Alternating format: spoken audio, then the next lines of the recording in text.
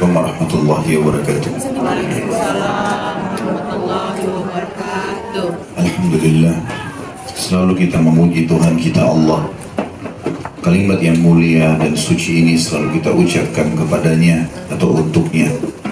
Dialah zat yang maha suci, maha mulia, maha adil, satu-satunya pencipta, pemilik, penguasa semua yang di langit, semua yang di bumi, dan semua yang di kedalaman lautan, terjangkau atau tidak terjangkau oleh mata kita sebagai manusia. Zat yang maha kuat, maha adil, tidak beranak dan tidak diperanakkan, dan juga tidak ada sekutu bersamanya dalam setiap kegiatannya. Dia dengan kemahasempurnaannya dan kemahaadilannya telah memberikan kepada kita kemudahan agar segala kebutuhan kita di roda kehidupan di muka bumi ini dengan mengucapkan dan memuji namanya Alhamdulillah. Maka selalulah Bapak Ibu sekalian mengucapkan kalimat ini. Selanjutnya kita panjatkan salam hormat kita penuh dengan cinta dan rindu kepada manusia terbaik, manusia yang telah diutus oleh Sang Pencipta Allah kepada kita untuk membawa hukum halal haramnya, sehingga kita punya panduan hidup, kita tahu mana boleh dan tidak boleh, mana yang halal dan mana yang haram, mana yang diperintahkan dan mana yang dilarang oleh Sang Pencipta. Dan berbahagialah orang-orang yang mengikuti manusia terbaik ini, karena memang tergambarkan dalam kehidupannya yang sudah tidak asing lagi bagi setiap orang muslim, kebahagiaan, ketenteraman, bahkan bisa menang dari musuh-musuhnya, dan juga dia bisa mendapatkan solusi terbaik dari semua permasalahan hidupnya. Dan juga mengucapkan satu kali salam hormat pada manusia terbaik ini akan dibalas oleh Allah langsung 10 kali tambahan rahmat. Maka sangat wajar kalau kita selalu mengucapkan salawat dan taslim kepada Nabi besar Muhammad sallallahu alaihi wasallam. Pada kesempatan ini, Bapak Ibu sekalian, kami bersyukur kepada Allah karena Allah mudahkan kaki kami berhasil menginjakkan salah satu buminya Allah ini. Dan tentu saja demi kebaikan, karena ingin menyampaikan kepada Bapak Ibu agama yang sudah Allah sempurnakan ini. Dan kita akan memberikan judul pada malam ini, Hiduplah Mulia dengan Islam. Bapak Ibu sekalian, agama yang sedang kita anut ini, agama Islam, ini bukan agama yang baru. Agama yang diterima dan diperintahkan oleh Allah adalah Islam. Seperti Allah berfirman dalam firman-Nya dalam Al-Quran, A'udzubillahi minasyaitonirrajim, Inna dina indallahi Islam. Agama yang diterima di sisi Allah hanya Islam. Definisi Islam sendiri itu adalah istislamun nafsu lillahi rabbil alamin, penyerahan diri secara totalitas kepada Sang Pencipta Allah. Definisi Islam dikasih kepada siapa saja yang beriman kepada Allah secara totalitas. Kalau ada secara substansial saja dari keimanan itu yang hilang, maka predikat Islamnya diangkat. Definisi kafir, lawan daripada orang beriman atau orang Islam, itu bisa diberikan kepada orang yang menolak Allah secara totalitas, seperti para ateis, nggak ada Tuhan bagi dia. Atau orang yang menolak beriman kepada Allah secara substansial. Lebih jelasnya begini, pengikut Nabi Musa alaihissalam di zaman Nabi Musa alaihissalam masih hidup dikatakan Muslim karena dia beriman kepada Allah dan beriman secara totalitas ini kepada Nabi Musa alaihissalam dan kepada nabi-nabi sebelum Musa alaihissalam. Di zaman itu dikatakan pengikut Nabi Musa alaihissalam Muslim. Predikat Islam ini berlanjut kepada setiap manusia yang melanjutkan keimanannya kepada Nabi Musa alaihissalam, disempurnakan dengan imannya kepada Nabi Isa alaihissalam. Jadi waktu Nabi Isa alaihissalam datang, siapapun dari Bani Israel yang tadinya menjadi pengikut dari Nabi Musa alaihissalam lalu beriman kepada risalah Isa, artinya tetap diyakini Musa sebagai Nabi. Tapi ada Nabi lagi yang datang setelahnya melengkapkan risalah dari langit, dan syariat yang dibawa dalam Injil menghapus syariat Taurat, sehingga Taurat tidak lagi diterapkan dalam kehidupan. dia imani itu, maka namanya Muslim. Jadi pada zaman Nabi Isa alaihissalam masih hidup, dan yang beriman pada Allah dan Nabi Isa alaihissalam dan semua Nabi sebelum Isa alaihissalam dikatakan Muslim. Yang menolak ini Nabi Isa, walaupun dia mengaku beriman kepada Allah seperti orang-orang Yahudi. Kalau Bapak Ibu tanya di sini orang-orang Nasrani, maka bagaimana hukum menurut agama kalian tentang orang Yahudi? Jawabannya mereka kafir. Kenapa kok bisa kafir? Kan Yahudi juga agama profetis, agama yang mengimani Allah dan juga mengikuti Nabi Musa. Jawaban mereka pasti sederhana, karena mereka masih menolak kenabian Isa alaihissalam. Berarti kufur itu kepada Allah bisa menolak secara totalitas atau secara substansial. Nah, substansial ini adalah seperti tadi, masih ada nabi yang ditolak. Begitu pula Bapak Ibu sekarang, predikat Islam ada pada kita karena kita mengimani risalah yang datang setelah Isa juga, Nabi Muhammad SAW. Dan kita imani semua nabi-nabi sebelumnya. Dalam konsep ayat Al-Quran disebutkan, La nufarriqu baina ahadi min rusuli. Kita tidak pernah membeda-bedakan kita tidak pernah bedakan antara nabi-nabi dan rasul. Semuanya diimani. Hanya saja yang diterapkan syariatnya, peraturannya adalah rasul yang terakhir. Itulah sebabnya kenapa predikat Muslim diberikan kepada semua orang yang mau mengucapkan syahadat, beriman kepada Allah dan beriman kepada risalah Nabi Muhammad SAW, dan juga beriman pada nabi-nabi sebelumnya. Jadi kita tahu kita punya rukun iman yang 6. Iman kepada Allah, iman kepada malaikat-malaikat, kepada kitab-kitab, kepada rasul-rasul. Jadi kalau ada seseorang yang tadi kita mengatakan Isa bukan nabi atau Musa bukan nabi karena itu nabinya orang Nasrani atau orang Yahudi, maka dia kafir. Dia nggak boleh mengucapkan itu. Oleh karena itu, sebab Bapak Ibu mendapatkan predikat sebagai seorang Muslim karena kita beriman kepada Allah secara totalitas. Ini maksud daripada Islam. Sementara istilah Islam bukan baru, karena Islam dari dulu sudah ada. Semua agama yang diturunkan dari langit oleh Allah, dibawa oleh Nabi, dan di masa Rasul itu ada, belum diutus Rasul setelahnya, maka dikatakan dia adalah Muslim. Siapapun Bapak Ibu sekalian yang diberikan oleh Allah karunia, dia berhasil masuk Islam, baik itu lahir dalam keadaan Islam ataupun dia masuk Islam setelah dia dewasa, maka Allah berarti menginginkan kebaikan untuknya. Sebagaimana Allah berfirman dalam salah satu ayat Al-Quran, A'udzubillahi minasyaitonirrajim, afaman syaraha Allahu sadrahu lil Islam fahuwa ala nurin min rabbih. Siapapun yang telah Allah lapangkan dadanya untuk masuk Islam, dari kecil di dalam keadaan Islam, lahir ataupun setelah dewasa dapat hidayah, kemudian dia ikuti petunjuk itu, maka dia berada di atas cahaya Tuhannya. Juga dalam ayat yang lain Allah Subhanahu wa taala berfirman yang disebutkan di dalam surah Al-An'am, "Faman yuridillahu an yahdiyahu yashrah sadrahu lil Islam." Siapa yang Allah inginkan petunjuk baginya, maka Allah akan lapangkan dadanya untuk menganut Islam. Ini dulu tentang definisi Islam dan apa itu agama Islam dan kenapa kita mendapatkan predikat Islam. Perlu kita garis bawah juga Bapak Ibu sekalian, supaya lebih menambah informasi. Ada perbedaan antara Nabi sama Rasul. Allah mengutus 124.000 Nabi, diantaranya 313 Rasul. Kalau Nabi, jumlahnya banyak sekali. Tapi Nabi ini seseorang yang Allah utus tidak membawa syariat baru, nggak ada hukum baru. Dia hanya mengingatkan kaumnya apa yang disampaikan oleh Nabi atau Rasul sebelumnya. Itu Nabi. Kalau Rasul, dari 124.000 Nabi, diantaranya 313 Rasul. Kecil sekali jumlah Rasul. 124.000 cuma dikurangi 313. Itu Rasul. Rasul adalah seseorang yang Allah utus membawa syariat baru yang menghapus syariat sebelumnya. Dia bawa hukum baru dari Allah, dihapus syariat yang sebelumnya. Saya kasih contoh, Musa alaihissalam adalah Rasul, Isa alaihissalam adalah Rasul.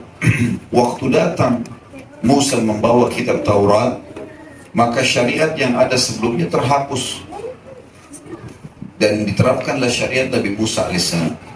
Waktu datang Isa alaihissalam juga Rasul, bawa Injil, maka dengan datangnya Isa, Taurat sudah tidak berlaku lagi hukumnya, diganti oleh Injil, tapi tetap harus diyakini ada kitab namanya Taurat, ada Nabi namanya Musa. Cuma yang diterapkan sudah ini, membaca sekarang yang dapat pahala adalah Injilnya. Begitu pula pada saat Al-Quran datang, karena Nabi Muhammad SAW seorang Rasul, maka beliau dengan diutus menghapus syariat sebelumnya. Maka yang diterapkan adalah syariat Al-Quran. Tetap meyakini ada Taurat, ada Injil yang turun pada Nabi Musa dan Nabi Isa alaihi wassalatu wassalam. Semua nabi-nabi sebelum Nabi Muhammad SAW, Bapak Ibu sekalian, diutus khusus untuk kaumnya saja. Dan hanya Nabi Muhammad SAW yang diutus untuk seluruh alam semesta. Jadi sebelum Nabi Muhammad SAW, Bapak Ibu sekalian, semua nabi-nabi hidup sezaman. Seperti misalnya Musa alaihissalam sezaman dengan saudaranya sendiri Harun. Musa alaihissalam sezaman dengan nabi lain di lokasi lain namanya Khidir. Nabi Musa alaihissalam punya lokasi dakwah Mesir dan Palestina. Nabi Musa waktu itu tidak punya kewajiban sebarin agama kemana-mana. Dia cuma punya lokasi itu saja. Nabi Khidir itu berdakwah di daerah Asianya Turki. Dan diceritakan dalam surah Al-Kahfi bagaimana dua nabi ini bertemu. Begitu pula Nabi Isa alaihissalam sezaman dengan sepupunya sendiri, Nabi Yahya. Ibu sama ibunya saudara. Ibunya Nabi Isa, Maryam, dengan ibunya Nabi Yahya, ya, yang diberikan nama Isabella, ya sebenarnya. Itu adalah saudara. Dua-duanya jadi nabi sepupu. Bahkan ayahnya Yahya, Zakaria alaihi wassalam juga adalah nabi. Jadi sebelum Nabi Muhammad SAW, semua nabi-nabi itu hidup sezaman dan mereka punya lokasi dakwah sendiri. Sebelumnya juga Nabi Ibrahim alaihissalam sezaman dengan ponakannya sendiri namanya Nabi Lut. Gitu kan? Tapi Nabi Muhammad SAW itu sampai seluruh alam semesta, nggak ada lagi nabi yang sezaman dengan beliau. Bahkan sempat terputus wahyu kurang lebih 600 tahun fase antara Isa alaihissalam dengan Nabi Muhammad alaihi wassalam. Dan kata Nabi Muhammad SAW, semua nabi-nabi sebelumku diutus khusus untuk kaumnya dan aku diutus untuk seluruh alam semesta. Apa makna kalimat ini Bapak Ibu sekalian? Teman-teman kita yang Nasrani tidak punya kewajiban untuk menyampaikan agama Nasrani ke Indonesia. Karena Nabi Isa adalah Nabi Bani Israel. Nabi untuk Israel saja. Siapa itu Bani Israel? Bani artinya keturunan, Israel nama lainnya Nabi Yakub. Nabi Ibrahim alaihissalam punya dua orang istri, ada Sarah, anaknya dari Sarah Ishak. Istri keduanya Hajar, anak dari sini ada Ismail. Dua-duanya Nabi. Dari Ishak ada lagi anak, nama Nabi juga, Yakub namanya. Nah, Nabi Yakub ini nama lainnya adalah Israel. Kalau dikatakan Bani Israel berarti keturunannya Nabi Yakub. Nah, Nabi Isa alaihissalam, Nabi Musa alaihissalam khusus berdakwah di Bani Israel. Makanya diberikan julukan Nabi-Nabi Bani Israel. Mereka tidak punya kewajiban mendakwahi orang Arab, orang Melayu, orang hitam di Afrika, nggak ada kewajiban. Dakwahnya cuma untuk Bani Israel. Sementara Nabi Muhammad SAW berdakwah untuk seluruh alam semesta. Nggak ada pengecualian di situ. Ini pembukaan ceramah kita dulu. Mungkin Bapak Ibu belum menangkap semuanya, tapi akan lebih jelas setelah saya rincikan nanti. Ini penjelasan tentang Nabi-Nabi dan Rasul, bagaimana memahaminya dan perbedaan definisinya. Kemudian juga tentang masalah predikat Islam, serta perbedaan, serta bagaimana memahami kedudukan Nabi Muhammad SAW yang diutus untuk seluruh alam semesta. Agama yang sedang kita anut ini, Bapak Ibu sekalian, agama dari Allah adalah panduan hidup. Semua lini kehidupan kita dimasuki. sampai cara makan, cara minum, cara berpakaian, cara membersihkan diri, maaf cebok, masuk kamar mandi, kemudian cara tidur, cara berumah tangga, bersosial, berekonomi, berpolitik, semuanya diatur. Ini panduan hidup. Dan tidak bisa seorang muslim memilah-milah itu. Saya mau ambil bagian agama yang saya suka saja, yang saya tidak suka saya tinggalkan. Ini sebabnya Allah memvonis ahli kitab di dalam surah Al-Baqarah, mereka kufur gara-gara itu. Allah berfirman, a'udzubillahi minasyaitonirrajim, afatu'minuna bi ba'dil kitab wa takfuruna bi ba'd. Apakah kalian beriman dengan sebagian Alkitab dan kalian menolak sebagian yang lain? Islam harus difahami dulu panduan hidup, bukan pilihan biasa Bapak Ibu sekalian. Jadi harusnya kita menjadikan Islam sebagai tradisi kita. Semuanya yang Bapak Ibu mau lakukan, mau makan, mau minum, mau tidur, mau pakaian, mau menikah, mau bergaul ya, kemudian mau apa saja, berekonomi, berpolitik, tanyakan bagaimana Islam mengajarkan. Setiap orang di antara kita harus ada bendera di atas kepalanya, judulnya Islam. Maka dia harus jadikan panduan hidup, dan disitulah Bapak Ibu akan merasakan kesempurnaan Islam. Kalau Bapak Ibu hanya kenal Islam nanti kalau masuk masjid, kalau di luar, di jalanan, di tempat kerja nggak ada Islam, maka ini berarti belum merasakan kesempurnaan Islam. Dia belum tahu, kalau dia belum jadikan Islam sebagai panduan hidupnya. Maka harus difahami dulu poin ini Bapak Ibu sekalian. Jadi yang kita pelajari sebentar lagi tentang masalah Islam, dan sederhana sekali, 5 rukunnya diikuti dengan ke-6 rukun iman. Itulah Islam. Tidak ada sesuatu yang berat, dijadikan sebagai panduan dalam hidup, maka dia akan sempurna. Ada seorang Arab Badui datang kepada baginda Nabi Muhammad SAW dalam salah satu majelis beliau. Waktu beliau lagi duduk bersandar, biasanya tradisi Nabi SAW kalau mau ngobrol sama teman-temannya, beliau muttaki. Muttaki itu meletakkan siku kanannya di tanah, terus kakinya ngelonjor, dan beliau bicara sama para sahabat. Masuklah seorang Arab Badui lalu berkata, siapa di antara kalian yang bernama Muhammad? Orang ini belum masuk Islam. Maka Nabi SAW menjawab dalam kondisi beliau santai begitu, saya. Lalu dia berkata, hai Muhammad, saya mau bertanya, jawablah dengan jujur. Maka semua orang melihat ke orang ini, karena dia tidak dikenal, bukan penduduk Madinah. Dan dia bertanya dengan Nabi SAW, tidak memanggil Nabi, tidak mengatakan Rasul, panggil namanya. Ini sebuah tanda tanya. Lalu kata Nabi SAW, baik, silakan. Dia bilang, saya ingin tanya, siapa yang meninggikan langit, yang berdiriin langit seperti sekarang ini, yang bisa dilihat setiap hari? Siapa yang mendirikannya dan membuatnya? Kata Nabi SAW, Allah. Lalu orang itu lagi bilang, saya bertanya kepadamu, siapa yang menghamparkan bumi, membuat bumi sampai bisa dibanguni di atasnya, dicocok tanami, diambil hasilnya? Siapa yang hamparin? Kata Nabi SAW, Allah. Orang ini bilang lagi, hai Muhammad, siapa yang menancapkan gunung-gunung sehingga beragam macam jenis gunung ini ada di muka bumi? Siapa yang menancapkannya? Kata Nabi SAW, Allah. Lalu orang ini mengucapkan kalimat, Bapak Ibu sekalian, kata para ulama, kalau diletakkan di atas gunung, mungkin gunung itu bisa hancur. Dia mengatakan, hai Muhammad, aku bertanya kepadamu atas nama Allah yang telah meninggikan langit, menghamparkan bumi, menancapkan gunung-gunung. Apakah dia yang mengutusmu kepada kami? Kata Nabi SAW sambil duduk, tiba-tiba Nabi lagi berbaring tadi, duduk karena seriusnya pertanyaan ini. Maka kata Nabi SAW, iya, dengan penuh keyakinan. Lalu dia bilang, aku bertanya kepadamu atas nama Allah yang telah meninggikan langit, menghamparkan bumi, menancapkan gunung-gunung. Apakah dia yang telah memerintahkan kepadamu untuk menyampaikan kepada kami mengerjakan 5 waktu sholat dalam sehari? Kata Nabi SAW, iya. Aku bertanya kepadamu lagi, hai Muhammad, apakah Allah yang telah, atas nama Allah yang telah meninggikan langit, menghamparkan bumi, menancapkan gunung-gunung, apakah dia telah memerintahkan engkau kepada kami untuk menyampaikan, mengeluarkan dari harta kami zakat yang dikeluarkan dari orang kaya kami, diberikan kepada orang miskin kami? Kata Nabi SAW, iya.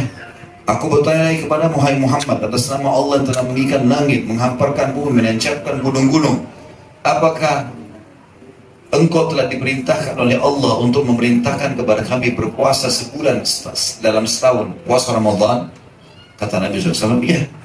Aku bertanya kepada Muhammad, atas nama Allah yang telah meninggikan langit, menghamparkan bumi, menancapkan gunung-gunung, apakah Allah memerintahkan kepadamu, menyampaikan kepada kami untuk berhaji ke Baitillah di Mekah sekali seumur hidup kami? Kata Nabi SAW, iya. Maka orang itu tiba-tiba mengatakan, asyhadu an la ilaha illallah wa anna Muhammad Rasulullah. Saya bersaksi bahwa saya tidak ada Tuhan yang berhak disembah kecuali Allah dan kau benar-benar utusannya. Lalu orang ini berkata, ya Rasulullah. Sekarang diubah sama dia. Tadi dia panggil Muhammad, sekarang dia mengatakan, wahai utusan Allah, saya ingin bertanya kepada atas nama Allah yang telah meninggikan langit, menghamparkan bumi, menancapkan gunung-gunung, kalau saya sudah kerjakan itu 5 tadi rukun Islam, saya yakini Allah ada, saya yakini kamu adalah utusannya, lalu sholat, lalu zakat, lalu puasa Ramadan, lalu haji, apa yang aku dapatkan?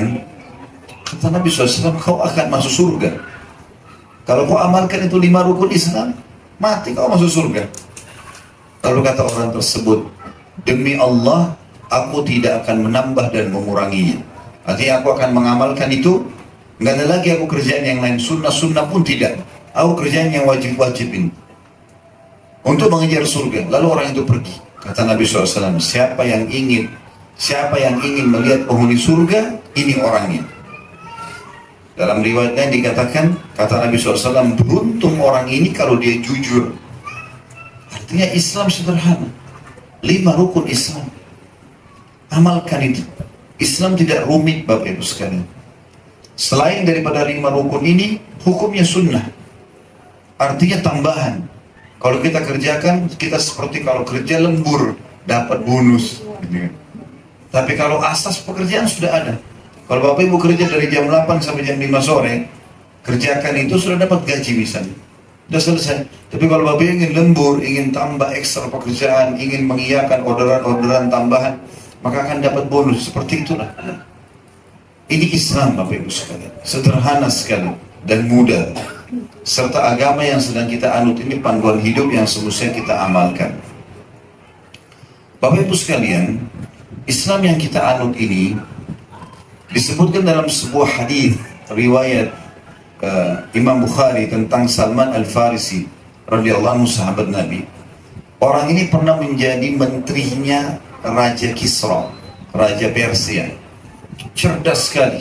Kalau di zaman sekarang profesor, maka beliau profesor di zaman itu. Dia pernah masuk agama Yahudi, hafal Taurat. Lalu dia keluar karena merasakan ada banyak penyimpangannya. Dia masuk agama Nasrani, dia hafal Injil. Lalu dia keluar sampai dia masuk ke agama Islam yang dibawa oleh Nabi Muhammad SAW dengan penuh keyakinan. Dan dia menghafal Al-Quran. Satu waktu dia pulang ke negeri Persia, Raja Persia dengar, dipanggil dia. Hai Salman, apa yang kamu buat ini? Pergi jauh-jauh, tinggalkan Persia dengan ibu kotanya yang mewah. Itu peradabannya sangat maju sekali. Persia terkenal negara adidaya, sama dengan di zaman kita Amerika sama Rusia, negara yang terkenal dengan sangat maju, gitu kan? Zaman itu, kenapa kau tinggal dan kau pergi ke Madinah, tinggal di Madinah di padang pasir?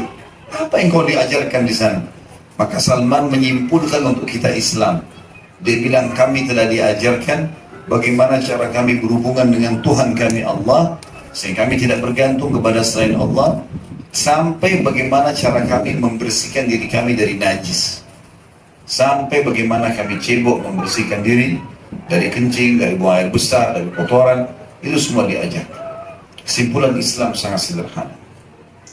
Bapak Ibu sekalian, secara histori, agama Islam yang kita anut ini memang agama yang dibenarkan oleh Allah.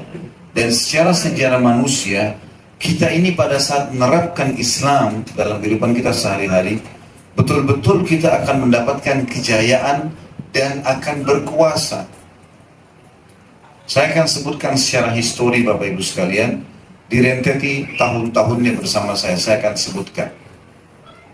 Kita kurang lebih kaum muslimin tidak menjadi pemimpin di dunia ini kurang lebih 93 tahun yang lalu saja. 1300 ya, 1200 tahun sekian ya, kita berkuasa di muka bumi. Dari mana historinya Ustaz? Kita dengarkan sama-sama. Tahun Hijriah tahu ya? Tahun Hijriah artinya tahun di mana mulai dihitung tahun 1 Hijriah, hijrahnya Nabi Muhammad SAW dari Mekah ke Madinah. Dikenal dengan tahun 1 Hijriah.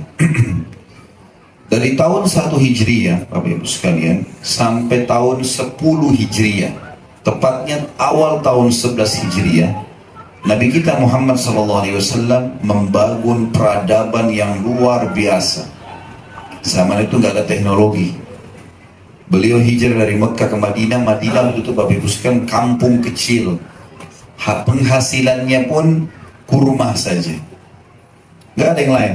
Penduduknya masih sangat sedikit. Waktu itu ada 2 negara adik kuasa. Ada Romawi di sisi utaranya Jazirah Arab dan baratnya, dan ada Persia di sisi timurnya Jazirah Arab. Dua-dua bumi ini dibelah 2, dikuasai oleh Romawi dan Persia. Dan Allah sebutkan itu dalam surah namanya surah Ar-Rum tentang 2 negara adik kuasa ini. Bapak Ibu sekalian, waktu itu Nabi Muhammad SAW hijrah. Beliau tahu ada negara-negara adik kuasa dan beliau ingin mendirikan sebuah peradaban dan sebuah negara.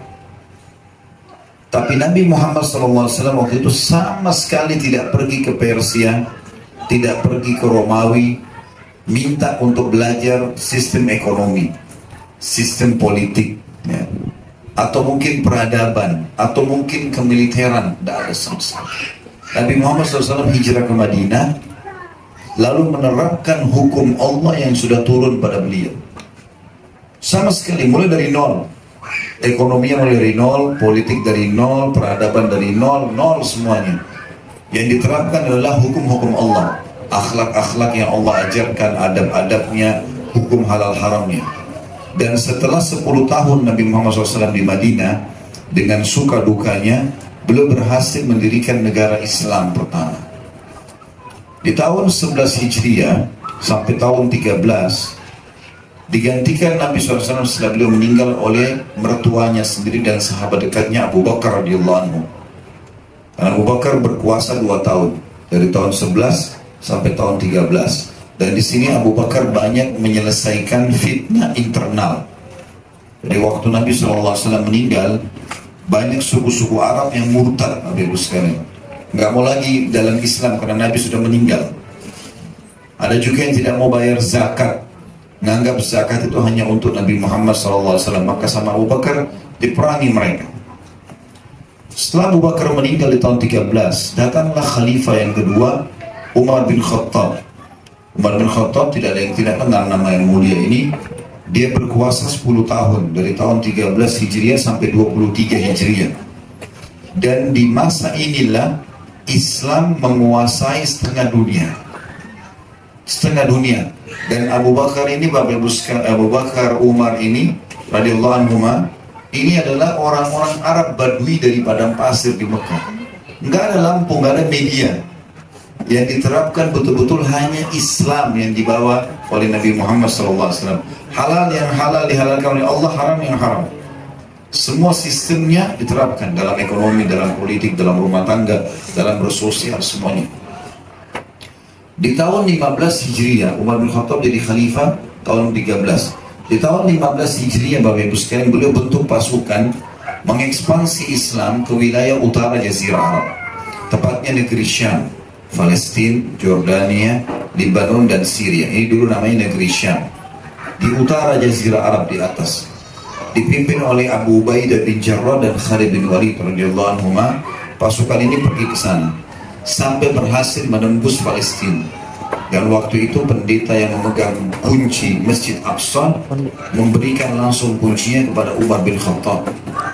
Dan dia kagum kepada Umar bin Khattab gara-gara pada saat dia bilang kepada muslimin, saya akan serahkan kunci ini tapi pada raja kalian. Maka Abu Ubaidah kirim surat ke Madinah, ya Amir Mu'minin, penjaga Masjid Aqsa tidak mau menyerahkan kunci kecuali pada Anda. Maka Umar mengajak satu orang budaknya dia, sahayanya namanya Salim.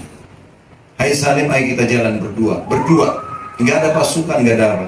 Jalan berdua dan naik satu unta saja. Kata Umar, kita akan bergantian. Sekali kamu naik, saya yang pegang tali untanya. Sekali saya naik, kamu yang tarik tali untanya. Nggak ada pasukan, nggak ada yang dampingi. Hubungannya hanya kepada Allah Subhanahu Wa Taala. Maka Umar radhiyallahu anhu ini pergi ke sana. Begitu tiba di Palestina, orang-orang pada bersorak, Amir Mukminin datang, Raja datang. Orang-orang Nasrani pun keluar dengan baju-baju mewah mereka untuk menyambut Raja yang berkuasa sekarang. Begitu masuk di pintu gerbang, Umar bin Khattab melihat Abu Ubaidah bin Jarrah, Khalid bin Walid pakai baju-baju yang bagus. Sama Umar dilemparin batu. Kata Umar, apa yang membuat kalian tiba-tiba berubah seperti ini? Kata mereka, ya Amir Mu'minin, kalau kami tidak pakai baju begini, kami dianggap remeh oleh musuh-musuh kami. Kata Umar, kembali ke baju-baju kalian yang awal. Pemerintahan dan kekuasaan bukan untuk bermewah-mewah nih. Maka pendeta ini pun tanya, mana raja kalian? Kebetulan waktu itu, waktu masuk di pintu gerbang Palestina, gilirannya Umar bin Khattab yang pegang tali kekangan unta, budaknya di atas. Maka orang-orang pada bilang, itu yang lagi pegang tali kekangan unta. Terus siapa yang di atas itu? Itu budaknya dia. Kok bisa dia buat seperti itu? Ya dia memang sepakat sama budaknya jalan. Sekali perjalanan jarak tertentu budaknya di atas, dia yang pegang atau dibalik setelah itu. Maka kata dia, kata pendeta ini dalam riwayat yang sahih menjelaskan kepada kita dalam histori Islam, saya sungguh sangat yakin orang inilah memang yang disebutkan dalam Injil akan menerima kunci Masjid Aqsa. Maka dia pun memberikan kepada Umar radhiyallahu anhu. Jadi utara Jazirah Arab sudah diekspansi, berhasil 4 negara itu sekarang masuk Islam, kemudian wilayah Asia-nya Turki juga tembus. Di tahun 16 Hijriah, dan itu ada peperangan namanya Perang Yarmuk ya.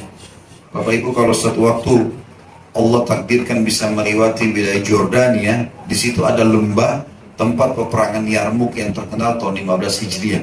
Yang Umar bin Khattab pasukannya berhasil menembus negeri Syam. Dan sekarang itu ada kampus namanya Universitas Yarmuk. Di tahun 16-nya Umar bin Khattab mengutus pasukan lain dari Madinah dan diiklankan siapa yang mau ikut silahkan. Berkumpullah muslimin 30.000 orang waktu itu. Yang pertama ke negeri Syam sekitar 12.000 orang saja. Ini sekarang 30.000 orang dipimpin oleh Sa'ad bin Abi Waqqas. Disuruh oleh Umar ekspansi Islam ke wilayah timurnya Jazirah Arab. Negeri Persia, Irak, Iran, Afghanistan, Rusia. Bertemulah pasukan muslimin di tahun 16 Hijriah di perang namanya Qadisiyah.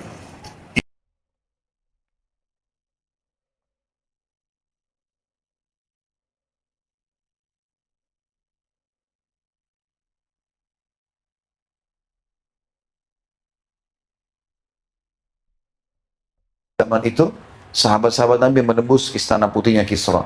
Takluklah waktu itu seluruh wilayah Kisra ya, timurnya Jazirah Arab takluk semua. Dan pada saat itu Bapak Ibu sekalian, Umar bin Khattab menerapkan hukum halal haramnya Allah. Nggak pakai peradabannya Persia. Di negeri Syam juga nggak pakai peradabannya Romawi. Yang diterapkan hukum Allah, mana halal halal haram haram. Gitu. Kemudian di tahun 20 Hijriah, Umar bin Khattab membentuk pasukan lain jumlahnya 8.000 orang ingin menembus Mesir dipimpin oleh Amr bin As. Sekarang ekspansi ke baratnya ke wilayah Afrika. Dan tahun 20 Hijriah Amr bin As berhasil menembus Mesir. Maka utara, Afrika Utara, Mesir, Tunis, Jazair, Maroko tembus. Dan seluruh Afrika terbuka Islam pada saat itu. Dan akhirnya nanti akan ada ekspansi ke Spanyol, di mana Islam berkuasa 200 tahun. Ini semua terjadi di bawah tahun 20 Hijriah. Islam sudah berkuasa setengah dunia. Tidak pakai peradabannya orang, pakai peradaban kita sendiri. Mana yang Allah perintahkan dikerjakan, mana yang dilarang tinggalkan. Ditarik dalam semua lini kehidupan, termasuk ekonomi. Makanya kita dengar ada ekonomi Islam, ada politik Islam. Memang itu ada sebenarnya. Setelah itu Bapak Ibu sekalian, datang Umar bin Khattab meninggal tahun 23 Hijriah. Datang Uthman bin Affan. Zaman Uthman bin Affan masa kejayaan, umat Islam mulai membuat kapal-kapal perang. Dan bangunan-bangunan diluaskan, dimakmurkan kaum muslimin. Pada masa Uthman bin Affan dari tahun 23 Hijriah sampai 37 Hijriah, itu masa keemasan di mana umat Islam jaya. Tidak ada orang miskin waktu itu. Banyak orang-orang sudah mampu. Gitu. Bahkan di zaman Uthman bin Affan, seringkali kota Madinah didatangkan ratusan ekor unta yang membawa keju, yang membawa susu. Lalu kemudian setelah padat jalan Madinah, kata pengawal-pengawal Uthman, hai muslimin, ambillah ini hak kalian dari susu.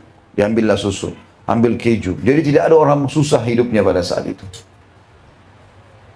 Setelah itu Uthman bin Affan, tentu kita tidak bicara tentang histori satu persatu panjang ya, tapi saya rincikan tahun-tahunnya. Setelah itu Uthman bin Affan mati terbunuh, ya. Kemudian datanglah Ali bin Abi Thalib berkuasa dari tahun 37 sampai 40 Hijriah. Ini dikenal dengan masa kejayaan Khulafaur Rasyidin.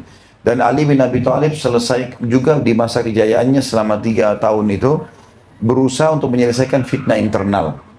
Sehingga muslimin mulai aman kembali.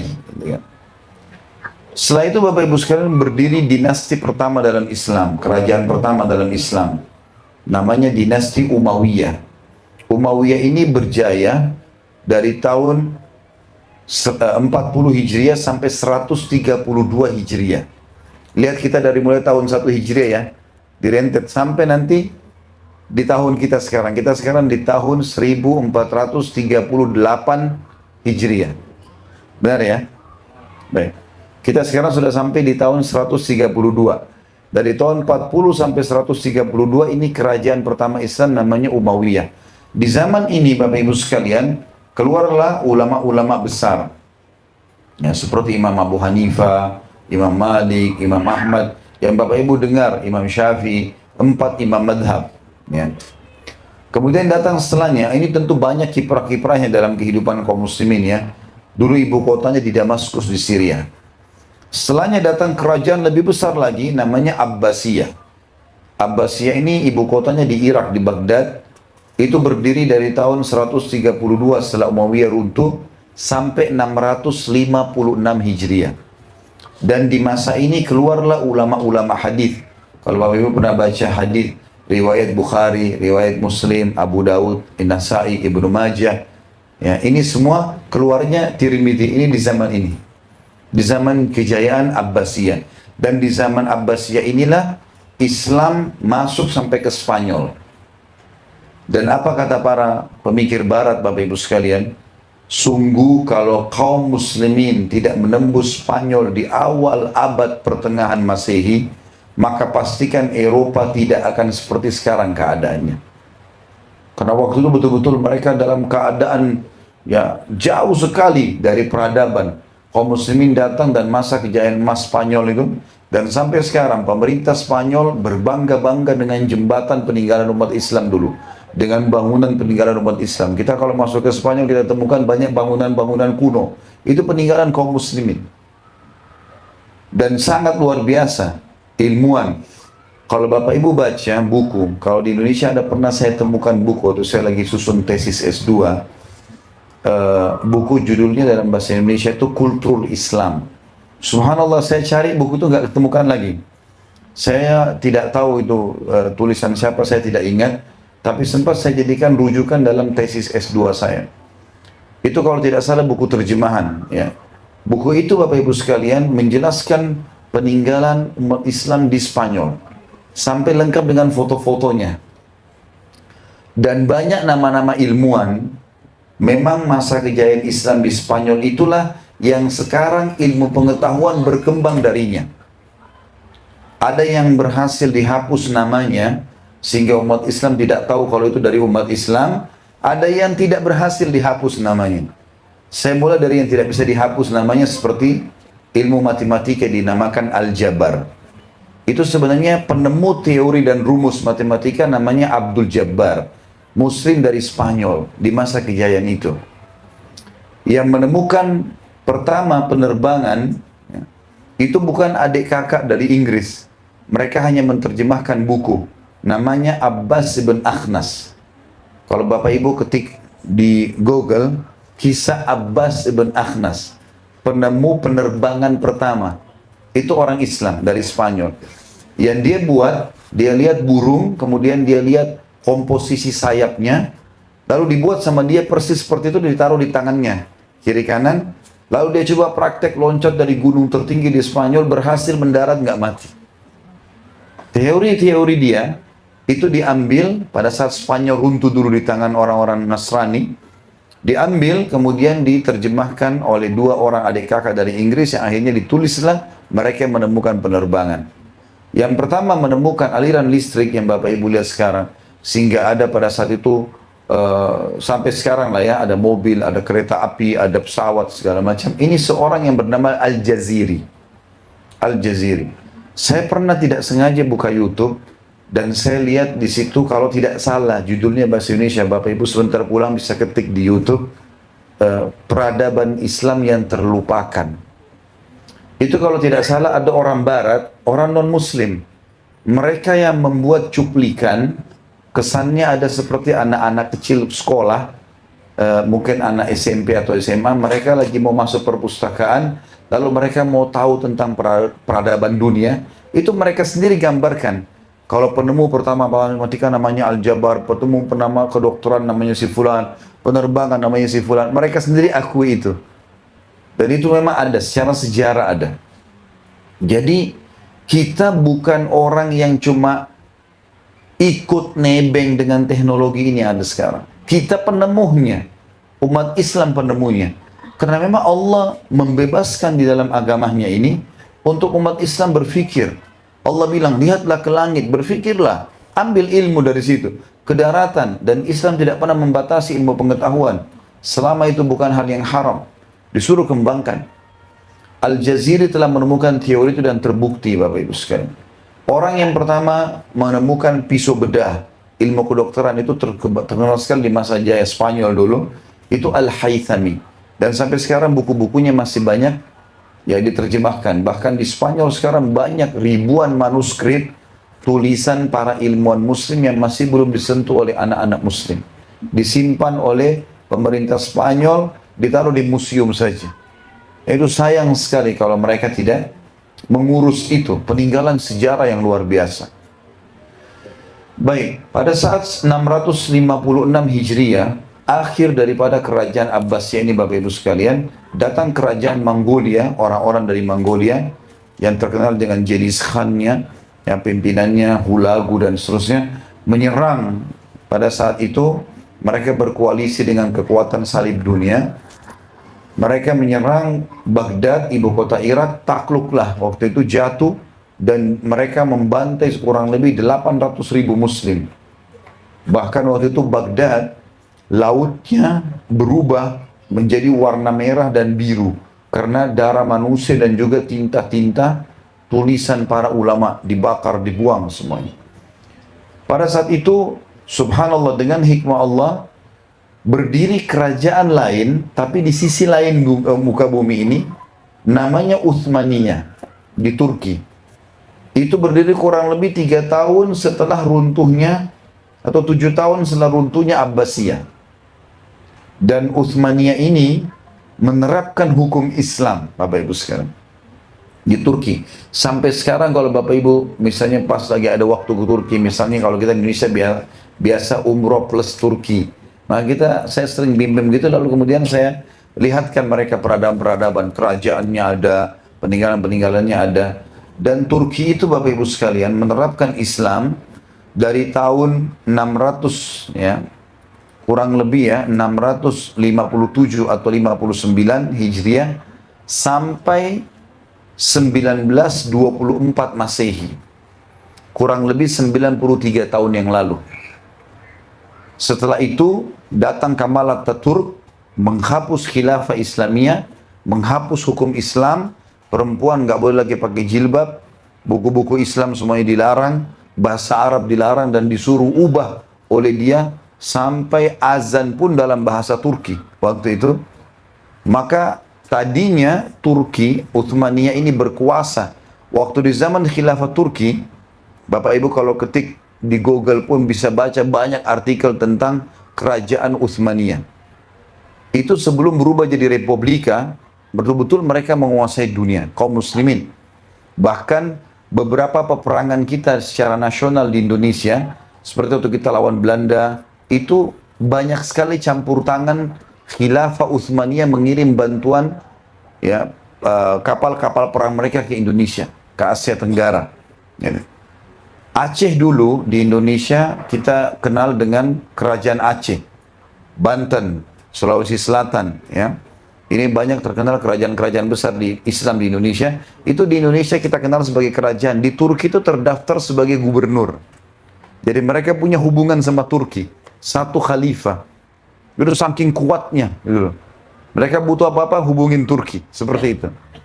Dan itu akhirnya terputus setelah runtuhnya Khilafah Utsmaniyah ini pada tahun 1924 berubah dari khilafah menjadi republika. Dan subhanallah sebelum runtuh ini Bapak Ibu sekalian, kita perlu tahu Turki itu punya kekuatan yang besar sekali.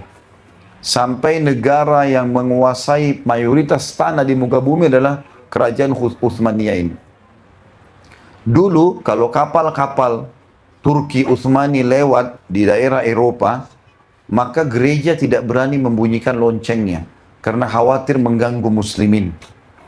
Bapak Ibu perlu tahu, dan masih ada foto-fotonya, subhanallah saya itu hari punya di HP saya tapi terhapus.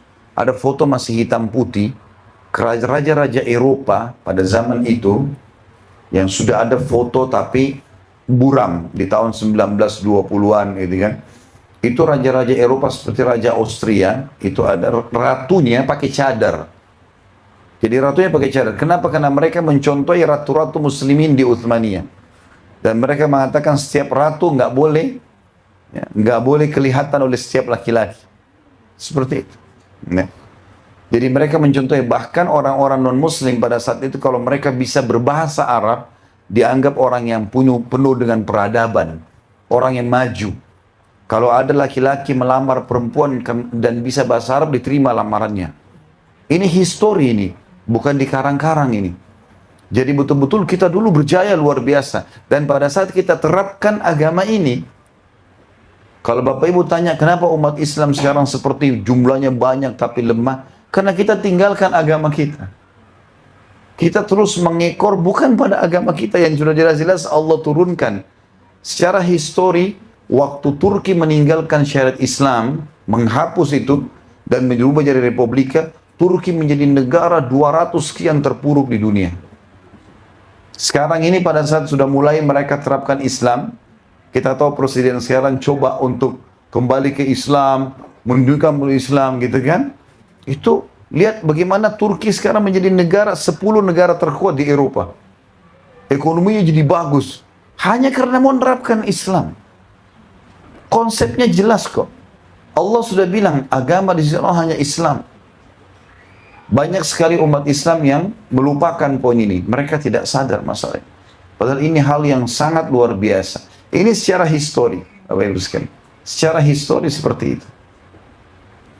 Hukum-hukum Islam, kita sekarang pindah di sisi lain. Hukum-hukum Allah ini, hukum yang mulia Bapak Ibu sekalian. Hukum yang mulia. Saya coba mengangkat beberapa hukum, langsung saja ke poinnya, yang banyak dianggap oleh orang-orang non-muslim dan banyak umat Islam terpengaruh, itu keras. Seperti misalnya, isu yang dilemparkan oleh para orientalis.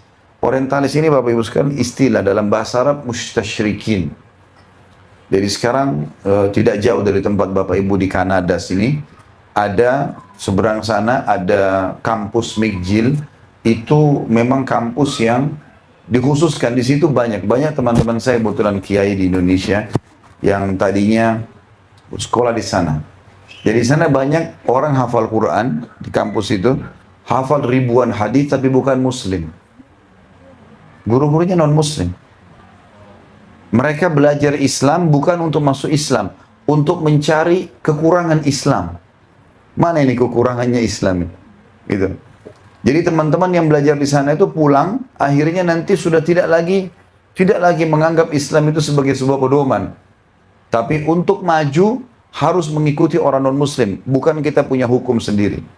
Ini itu berhasil.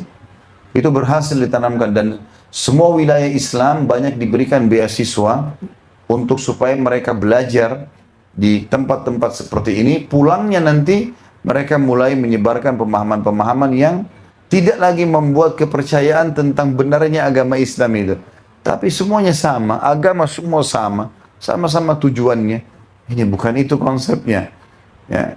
Dan perlu kita garis bawahi Bapak Ibu sekalian, kalau kita sedang mengklaim seseorang itu kafir dalam Islam ya, yang sedang kita klaim dan sedang kita perbaikin, yang sedang kita sorotin keyakinannya ya, bukan orangnya. Islam tidak pernah menyuruh kita menyakiti fisik orang, tidak pernah. Islam menyuruh kita memperbaiki kesalahpahaman dia. Seperti orang-orang Nasrani, dia mengatakan Allah punya anak, sementara Allah bilang lam yalid walam yulad. Yang sedang kita sorotin pemahaman yang salah, bukan fisiknya. Islam tidak pernah suruh benci fisik. Dan Bapak Ibu harus belajar untuk itu. Kita tidak boleh membenci fisik. Saya kasih contoh begini, supaya mudah difahami. Saya kasih contoh makanan misalnya. Kalau Bapak Ibu makan jeruk, kemudian Bapak Ibu dapatkan jeruk itu asam.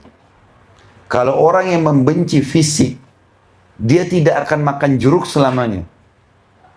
Asam nih, semua jeruk dipukul rata. Ini keliru. Yang sedang asam sifatnya, rasa itu. Belum tentu semua jeruk sama. Maka orang kalau paham, oh ternyata asamnya yang saya tidak suka. Belum tentu jeruk lain asam, bisa saja manis. Orang pernah makan ikan, amis. Dia kira semua ikan amis. Dia alergi, nggak mau makan ikan. Ini keliru. Gitu kan? Dia pernah punya masalah dengan satu misalnya, siapa? Orang Amerika. Dia anggap semua Amerika orang buruk. Nggak, salah ini. Nggak boleh kita begitu. Harus sportif. Yang salah dianya, satu orang. ABRI satu buat salah, satu orang itu salah. Bukan semua ABRI-nya. Ada satu pegawai perusahaan buat salah, dianya yang salah, bukan perusahaannya. Ini orang yang salah. Kan gitu. Ini harus adil. Begitu Islam yang mengajarkan, itu Islam mengajarkan kepada kita. Maka Bapak Ibu sekalian kita harus fahamin poin ini. Gitu kan? Kalau memang yang kita benci sekarang, yang kita sedang luruskan bahkan kita perangi, baik itu dengan tulisan ataupun lisan, adalah pemikiran yang salah. Kalau orang itu tinggalkan pemikiran salahnya, dia syahadat, selesai urusannya. Saudara kita, mau dari manapun dia, nggak ada urusan. Gitu kan?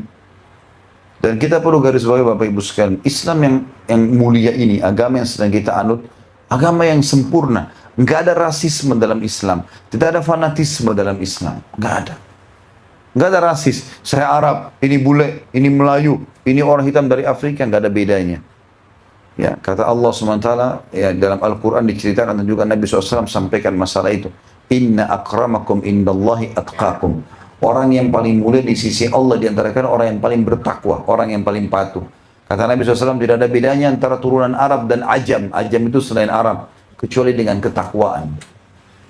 Di zaman Umar bin Khattab, Bapak Ibu sekalian, pernah dengar namanya Bilal bin Rabah ya, tidak asing. Sahabat Nabi yang berkulit hitam. Dulu di Mekah budak. Ya. Setelah masuk Islam, nggak ada kata-kata budak. Kalau dulu mantan budak, nggak ada.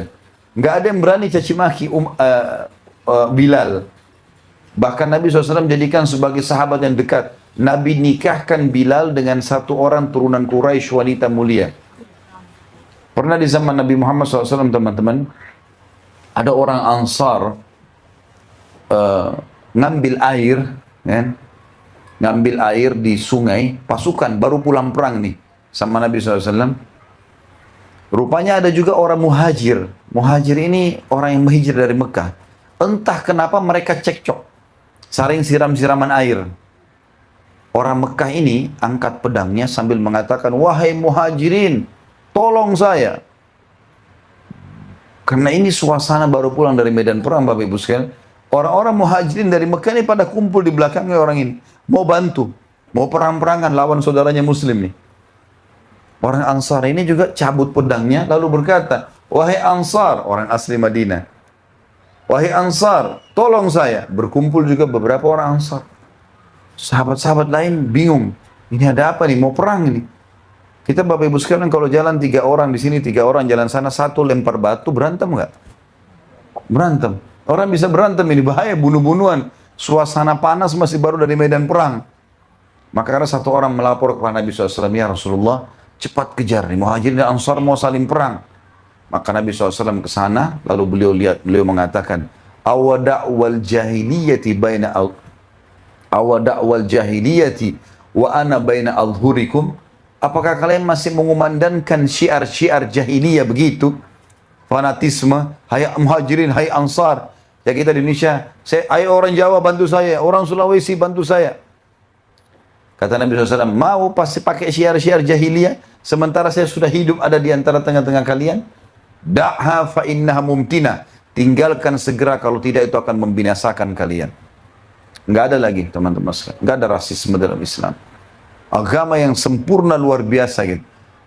Walaupun dia kulit hitam, walaupun dia budak, walaupun dia cacat, kalau dia mulia, dia ibadah kepada Allah, dia lebih mulia di sisi Allah.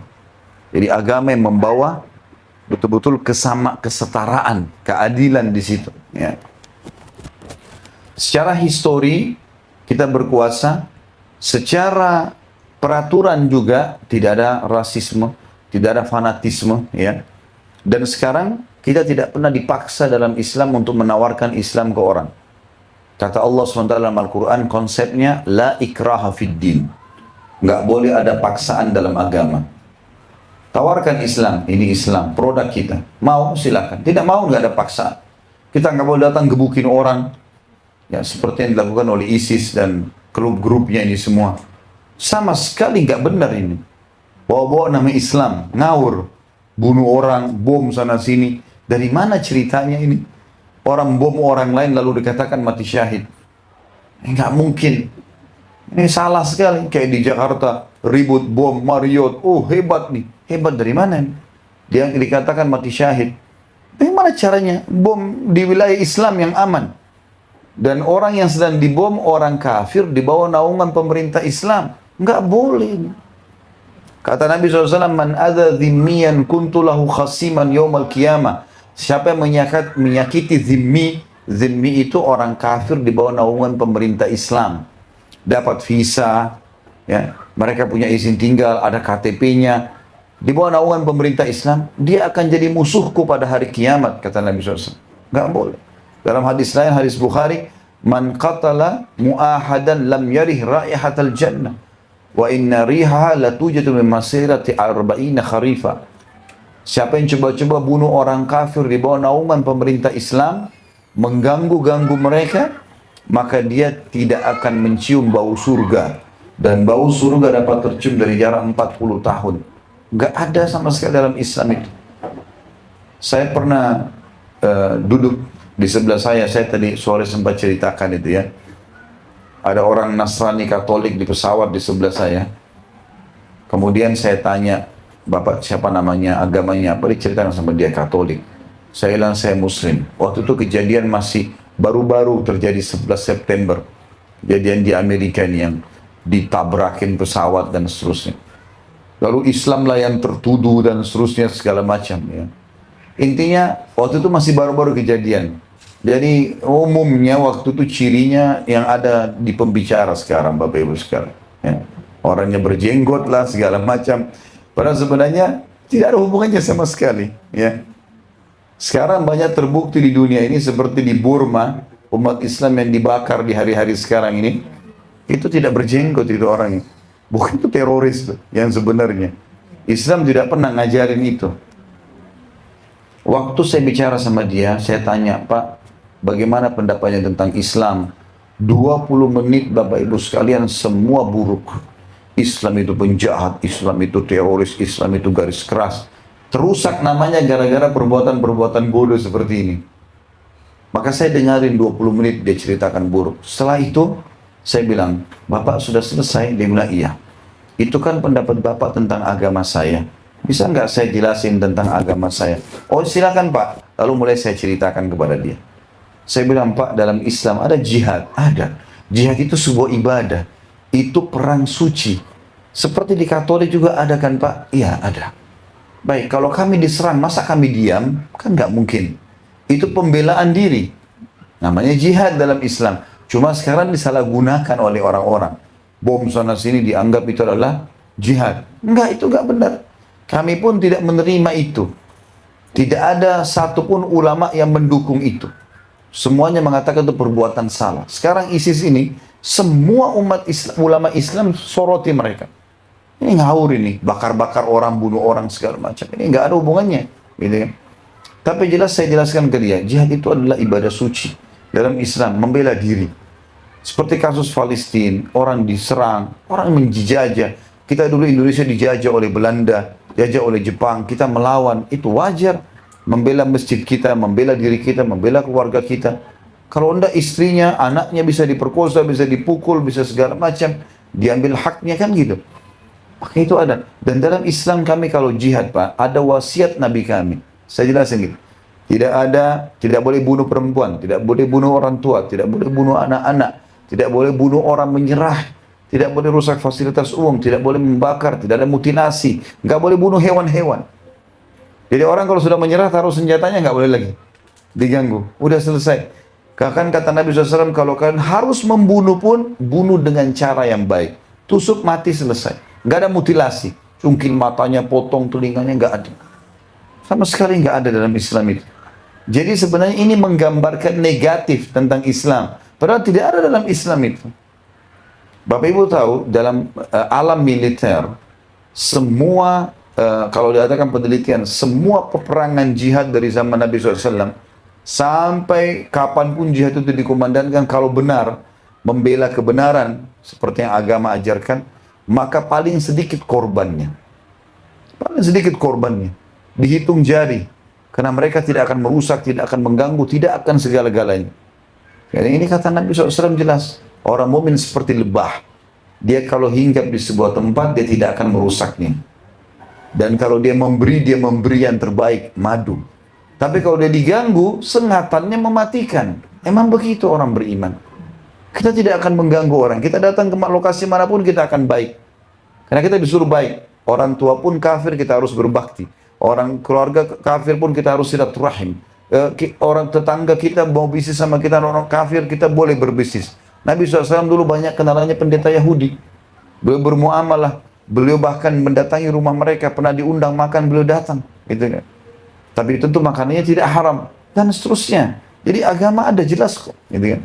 Jadi citra Islam banyak rusak justru karena masalah ini. Saya akan kasih contoh lain masalah hukum-hukum Bapak Ibu sekalian. Sebagian orientalis mengatakan Islam itu keras. Di antaranya kenapa pencuri harus dipotong tangannya. Orang kalau membunuh dipenggal lehernya. Serem sekali ini, gitu kan. Maka kita jelaskan Bapak Ibu sekalian, dan semoga setelah saya jelaskan nanti, Bapak Ibu jadi faham. Kenapa dalam Al-Quran ada hukum pencuri dipotong tangannya. Allah berfirman, pencuri laki-laki, pencuri perempuan, potonglah tangannya, gitu kan. Baik, mungkin orang bilang, ini keras sekali. Kita harus paham Bapak Ibu sekalian. Orang yang mengatakan bahwasanya pencuri dipotong tangannya itu keras, itu orang-orang yang belum mengalami. Bayangkan Bapak Ibu sekalian, ini mudah-mudahan tidak terjadi. Kita pulang ke rumah, kita temukan rumah kita sudah digeledah oleh orang. Pencuri lagi ngangkat-ngangkatin emas-emasnya, ibu-ibu, barangnya segala macam. Pas kita masuk, kita lihat pencurinya. Di tangan kita ada pisau di dekat kita. Apa yang kita lakukan? Potong tangannya? Nah, kita mungkin akan tusuk orangnya, gitu kan? Jadi orang yang mengatakan bahwasanya pencuri dipotong tangannya keras itu, orang yang belum mengalami pencurian. Kalau dia alami pencurian tidak akan seperti itu. Saya kasih gambaran. Kebetulan saya tinggal sekitar 7 tahun di Madinah, dari SMA sampai S1. Di Saudi, tentu semua negara ada saja kelebihan dan kekurangan. Saya bicara sekarang masalah lingkup penerapan syariat itu. Malam Jumat Bapak Ibu sekalian diiklankan. Kalau ada kisos ya, ada orang yang akan dipotong tangannya atau akan dipenggal gitu kan karena membunuh. Malam Jumat diiklanin di TV-TV, di koran, di radio. Kalau Fulan bin Fulan dari negara ini telah mencuri, diceritakan kronologisnya, masuk ke toko emas, masuk ke rumahnya si Fulan, alamatnya di sini, ya, dan seterusnya. Kemudian secara kronologisnya sudah diceritakan, lalu dikatakan dia kena firman Allah akan dipotong tangannya. Besok di Masjid Nabawi, yang saya pernah lihat di dekat Masjid Nabawi kebetulan di Madinah. Habis sholat Jumat, begitu habis salam, orang-orang semua pada pergi ke, ada dulu namanya Maktabah Malik Abdul Aziz, perpustakaan Raja Abdul Aziz. Masih ada perpustakaan itu, bangunnya sekarang masih ada, tapi sudah tidak berfungsi lagi. Di sebelahnya ada lapangan luas, itu tempat kisos dulunya. Nanti di situ Bapak Ibu sekalian ada polisi membuat pagar betis. Kita semua datang ke belakangnya. Di situ ada 3 mobil. Ada mobil penjara yang membawa si penjahat ini. Kalau betul-betul sudah terbukti ya, dia mencuri. Ini juga ditelusuri. Dia mencuri betul-betul karena dia mau mencuri. Bukan karena terpaksa. Bukan karena keadaan dan seterusnya. Ada mobil penjara yang bawa dia. Ada mobil pengadilan yang akan buat surat laporan ke raja. Dan ada mobil ambulan yang akan mengurus dia setelah dikisos. Ada tim medis khusus di situ. Datanglah orang ini, ditaruh tangannya, dipotong. Disebutkan kesalahannya. Si Fulan mencuri begini, dipotong tangannya. Tangannya ini digantung di situ 3 hari. Sampai membiru. Kira-kira Bapak Ibu sekalian, saya mau tanya. Kalau seandainya ada orang yang niat mencuri lewat di situ, masih mau mencuri nggak? Loh ya. Begini hikmahnya.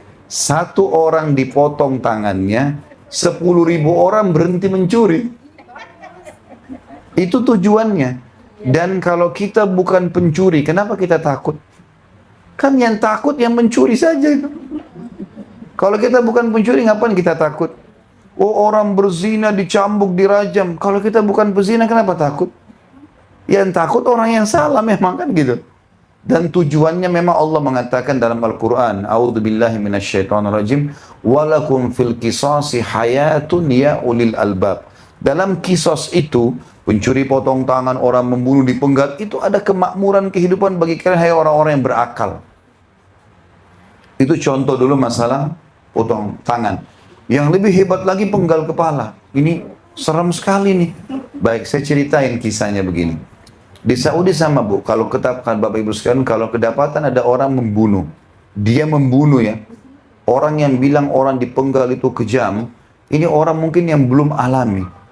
Kalau kita pulang ke rumah teman-teman sekalian, kita dapat istri kita, anak kita, semua suami dibunuh orang. Dan kita tahu siapa yang bunuh, kira-kira apa yang terjadi? Walaupun kita penakut, itu jadi berani. Bukan cuma cari orang itu, kalau kita temukan keluarganya, perang keluarga, perang suku, mungkin perang negara bahkan, kan gitu.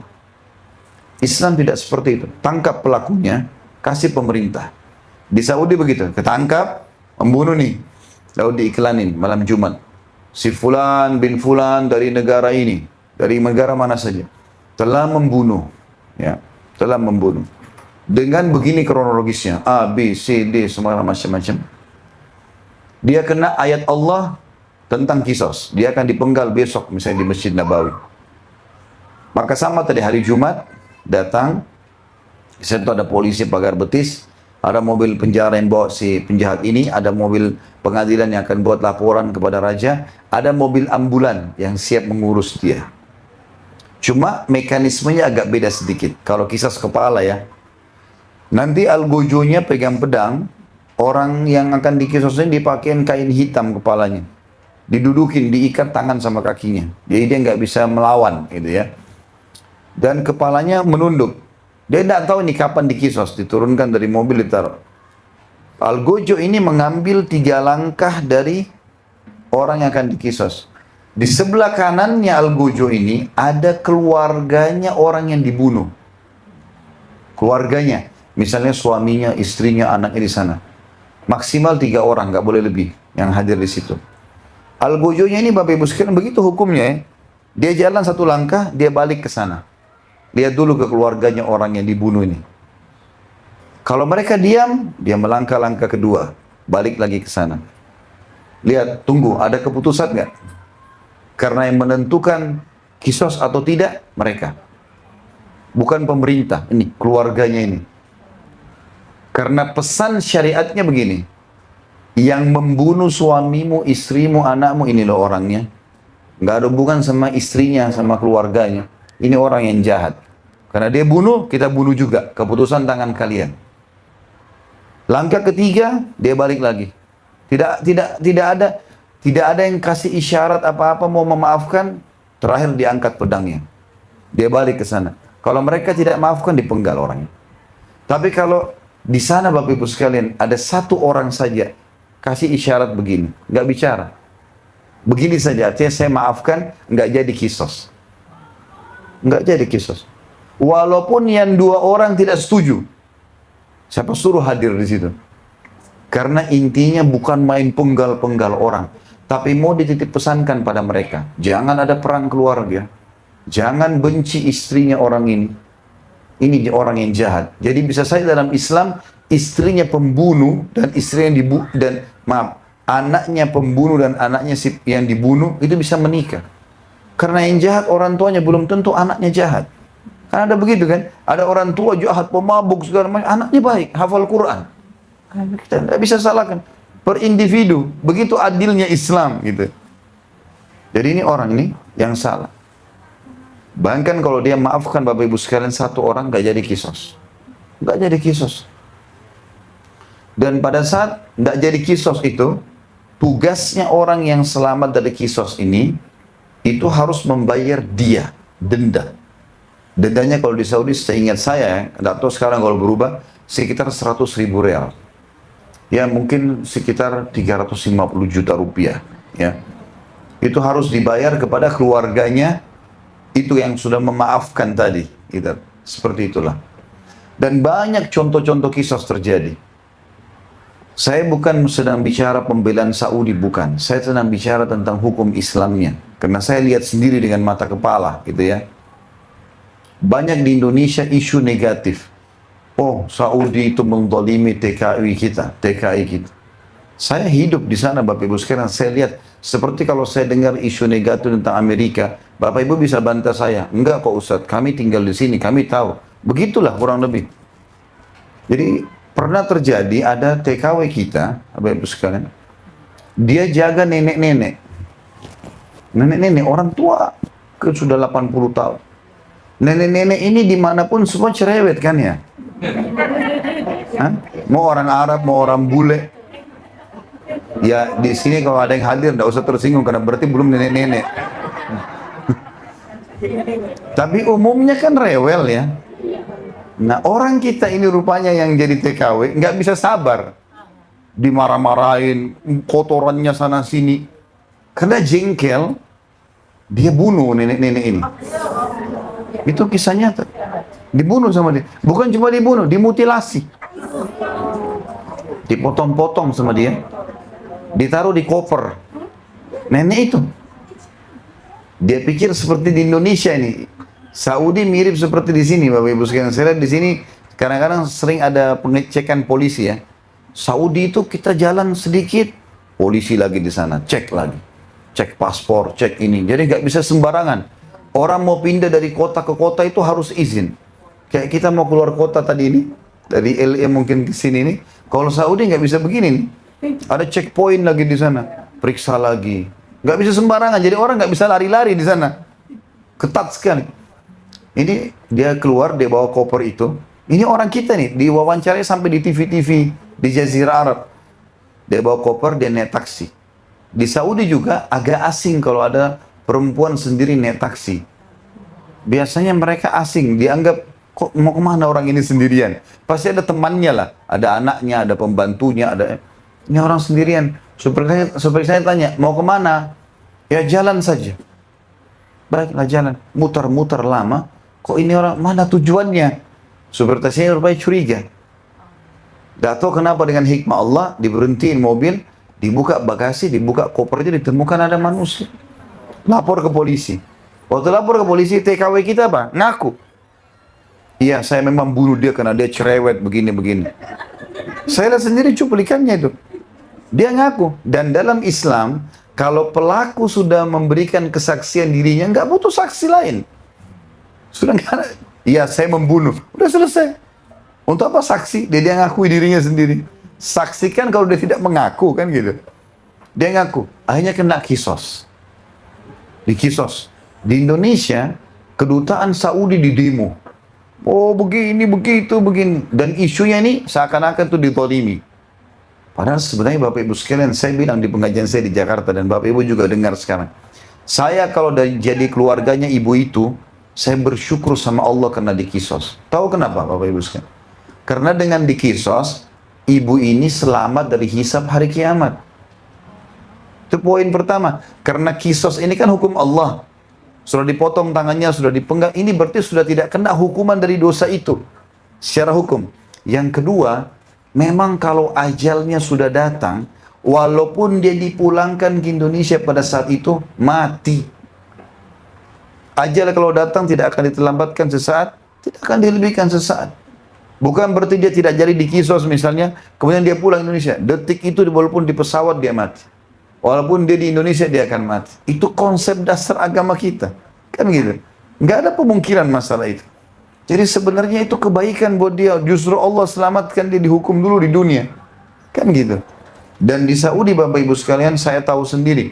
Bukan hanya orang asing. Keponakannya Raja Fahad.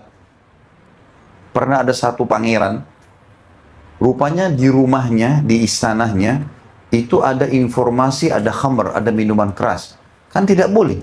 Menerapkan hukum Islam di Saudi, nggak ada minuman keras. Di mana-mana nggak ada. Maka ketahuan nih, ada satu kelompok, ini ada kementerian khusus di Saudi ya, namanya Hay'a Amil Ma'ruf Nahi Munkar. Jadi lembaga penegakan yang ma'ruf, pengingkaran terhadap mungkar. Itu kementerian sendiri, ada menterinya. Itu kalau Bapak Ibu lagi umroh atau haji, biasanya dekat Masjid Haram, ada mobil, dia ada, di pintunya itu ada lingkaran besar, tulisannya bahasa Arab begitu, Hay'a. Dia kayak ada kerangkengnya, pakai mic biasanya. Kalau waktu sholat dia teriak, sholat, sholat, sholat. Suruh orang sholat semua. Dan dia biasa permalukan orang, kalau ada yang duduk, kamu yang di atas sana kenapa nggak turun? Sholat, ayo. Dia yang tugasnya keliling ke pasar-pasar, kalau ada masih toko buka, denda 100.000 real. Makanya di Saudi itu kalau azan, nggak ada berani buka toko. Tutup semua. Biar kita sudah mau bayar ini. Nggak, habis sholat. Tutup. 100.000 real. Denda. Atau, kalau dia tetap paksakan diri, kalau sekali kena denda 100.000 real. Yang kedua kali di blacklist. Nggak bisa buka izin usaha sama sekali. Sholat 5 waktu. Dan tidak ada orang berani sentuh barangnya orang. Sentuh barang, tangannya melayang. Makanya mobil-mobil mewah diparkir pinggir jalan di Saudi nggak ada yang berani sentuh. Di Indonesia kan masih lampu merah, spionnya dipatahin, peleknya diambil. Itu kalau koruptor-koruptor di Indonesia dikasih iklan, yang korupsi dipotong tangannya, berhenti itu. Dengar saja potong tangan sudah takut dia. Tapi kena penjara, habis itu dia bayar, dia keluar lagi, mencuri lagi. Ini jadi masalah. Hukum manusia begitu. Hukum Allah berbeda. Ini pangeran Bapak Ibu sekalian. Yang terjadi ini kisah nyata. Di Timur Tengah heboh betul, luar biasa itu. Waktu masih hidup Raja Fahad. Jadi kakaknya si Salman sekarang ini. Kan sebelumnya ada Abdullah, sebelumnya ada Fahad ya. Yang bangun Masjid Nabawi sama Masjid Haram Mekah beliau. Juga ada banyak Al-Quran. Di Amerika juga banyak dibagi terjemahan bahasa Inggris. Terbitan Raja Fahad. Mujamma' Raja Fahad di Madinah, itu beliau yang punya. Yang jelas Raja Fahad ini punya ponakan, tadi terkenal ada khamar di istananya, dikasih surat peringatan oleh Hay'a ini, kementerian ini kami mau cek, nggak ditanggapi sama dia. 2 kali nggak ditanggapi, 3 kali nggak ada. Akhirnya kelompok ini mirip sama kita KPK di Indonesia, boleh masuk nyelonong ke rumah orang. Kalau sudah dikasih surat peringatan, tidak mau nyerahkan diri, tidak mau bawa bukti, ya sudah, digerebek rumahnya gitu kan. Datang waktu salah satu anggota Hay'a ada yang masuk dari pintu gerbang, rupanya security-nya larang, dia naik tembok. Orang ini naik tembok. Begitu naik tembok, dia turun, rupanya dia turun pas di depan kamar tidurnya si pangeran ini. Dia lihat ada orang naik, ditembak sama dia. Mati di tempat orang itu. Ya, mati di tempat. Ditelitilah oleh pemerintah Saudi, ditemukan bunuh secara sengaja. Kenapa bunuh orang? Dan dia pakai baju resmi, baju tugas, hayat. Dan sudah ada bukti surat 3 kali sampai ke istana nggak mau diperlihatkan. Pangeran ini kena kisos. Kena kisos. Ibunya pangeran ini kakaknya Raja Fahad. Jadi ini ponakannya langsung raja. Bapak Ibu tahu ini kisah nyata. Sampai saya disampaikan sama Dr. Saleh Suhaimi, salah satu guru kami di Madinah. Beliau sampai sekarang masih hidup dan ngajar di Masjid Nabawi. Salah satu istri beliau orang Indonesia, orang kita. Murid saya kebetulan. Jadi beliau cerita, dia bilang, Khalid, sampaikan cerita ini. Karena orang banyak tidak tahu. Orang berpikir negatif karena memang persepsinya selalu dibuat negatif di luar. Karena satu-satunya negara yang masih menerapkan hukum Islam, ya ini yang tertinggal. Gitu kan. Di sana ada Mekah, Madinah. Kalau kita sorotin, ya kita sorotin berarti agama kita, kan gitu. Maka dia bilang, ini kisahnya, kisah nyatanya. Maka kena kisos. Iklanin satu Saudi, Pangeran Fulan bin Fulan. Bawa namanya Al Saud, keluarganya Saud. Keluarganya raja ini. Saudi kan itu dari keluarga Saud, keluarga kerajaan. Jadi Al Saud, keluarga ini. Telah membunuh, menembak secara sengaja begini, kena kisos. Bapak Ibu tahu, dalam kisahnya, Raja Fahad sampai kirim surat khusus kepada ayahnya anak yang ditembak itu. Tolong maafkan. Minta dia denda berapa saya bayar. Maafin ponakan saya. Apa kata ayahnya? Orang ini masyarakat biasa, orang Badui. Dia bilang, tidak bisa demi Allah. Nyawa, balas nyawa. Siapa suruh dia bunuh anak saya? Harus dipenggal juga.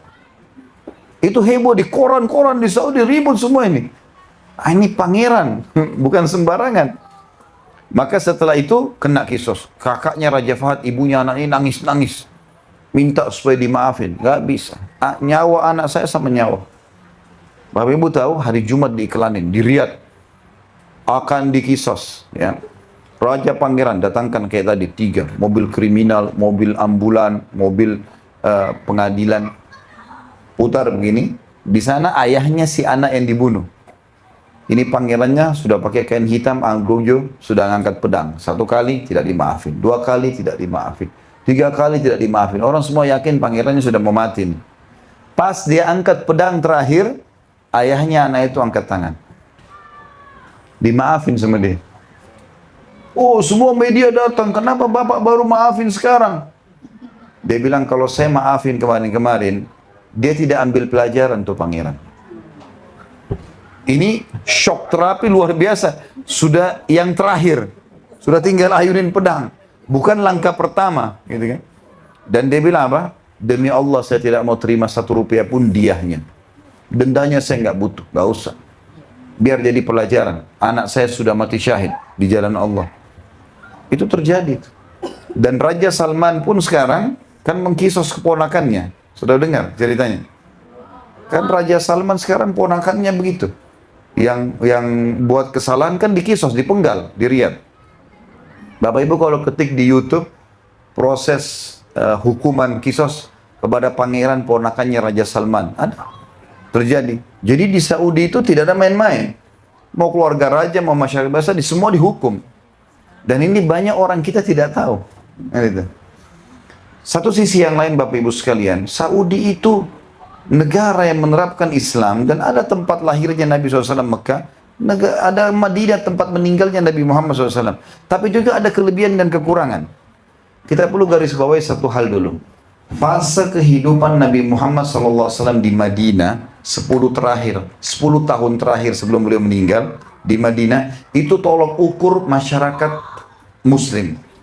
Ada 4 golongan manusia di situ. Di zaman Nabi Muhammad SAW ya. Yang pertama ada orang kafir.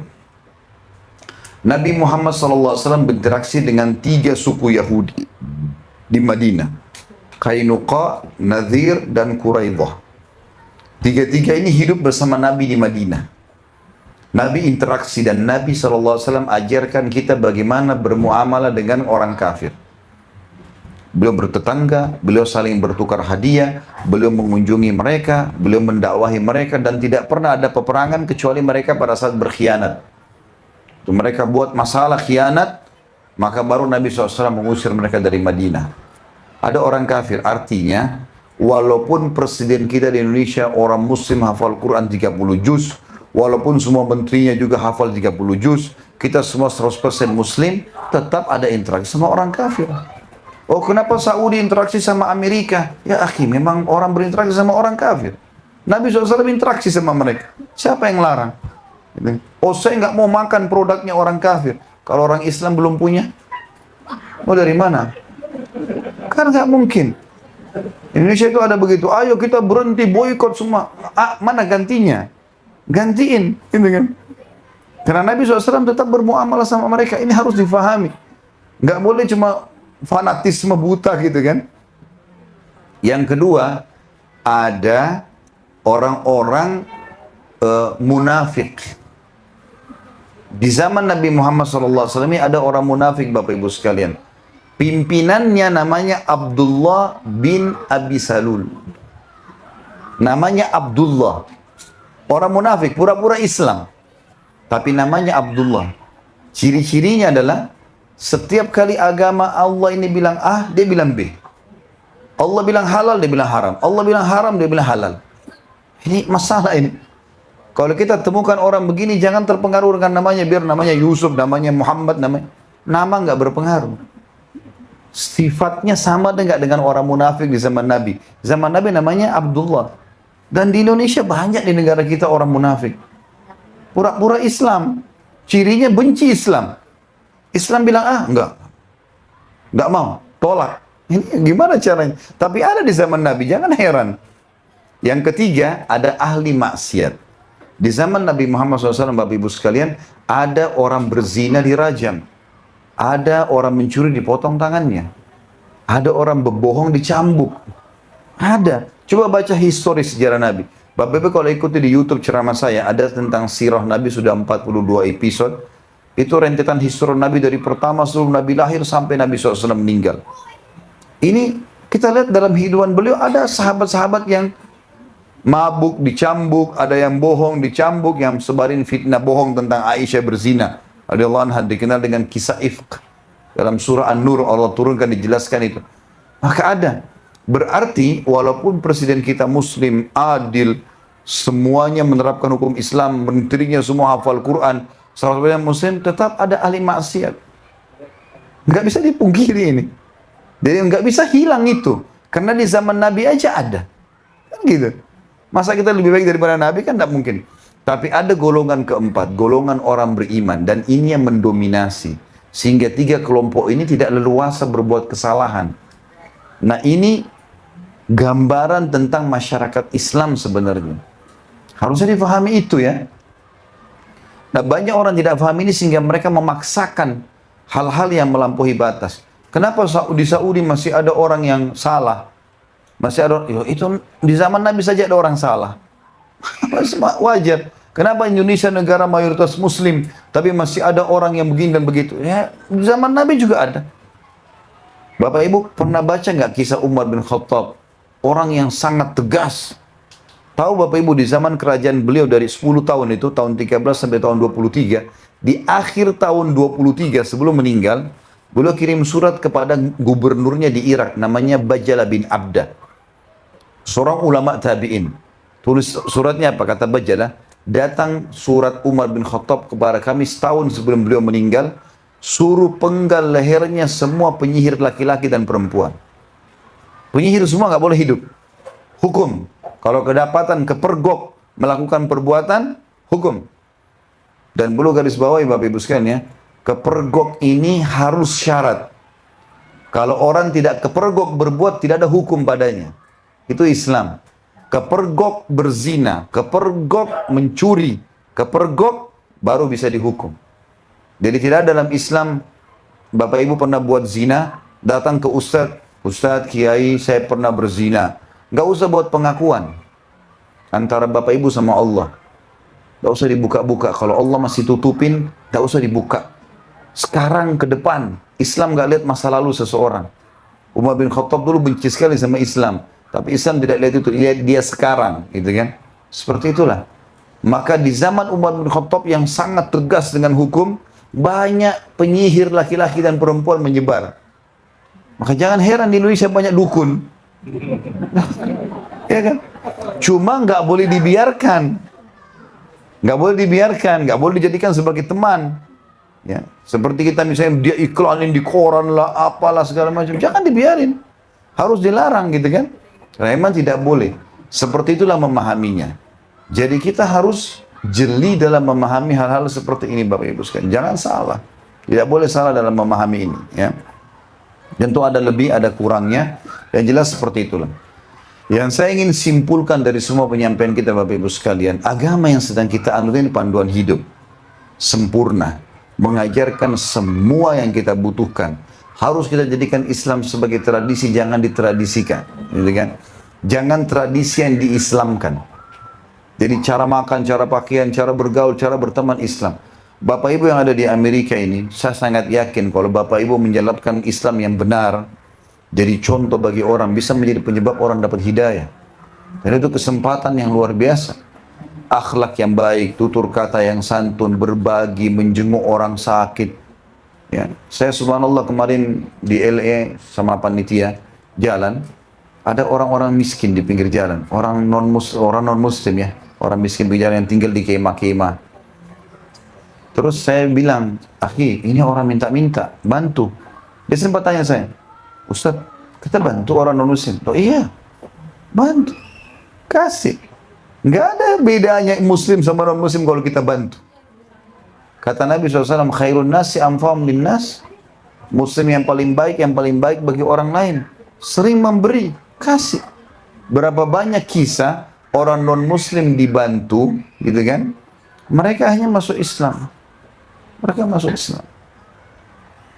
Sisi yang lain sebagai penutup bahasan kita Bapak Ibu sekalian, setelah panjang lebar kita jelaskan tentang hikmah hukum-hukum syariat. Yang masuk ke agama Islam ini orang-orang pintar Bapak Ibu sekalian. Yang masuk ke Islam orang pintar. Yang murtad dari Islam orang-orang, bukan saya bilang loh, Bapak yang bilang.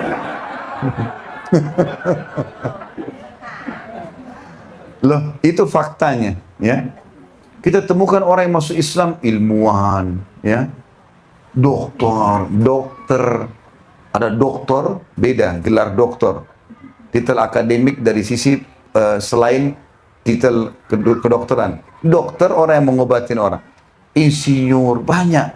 Yang masuk Islam ini orang-orang cerdas. Yang murtad dari Islam memang orang-orang yang bodoh. Emang itu faktanya.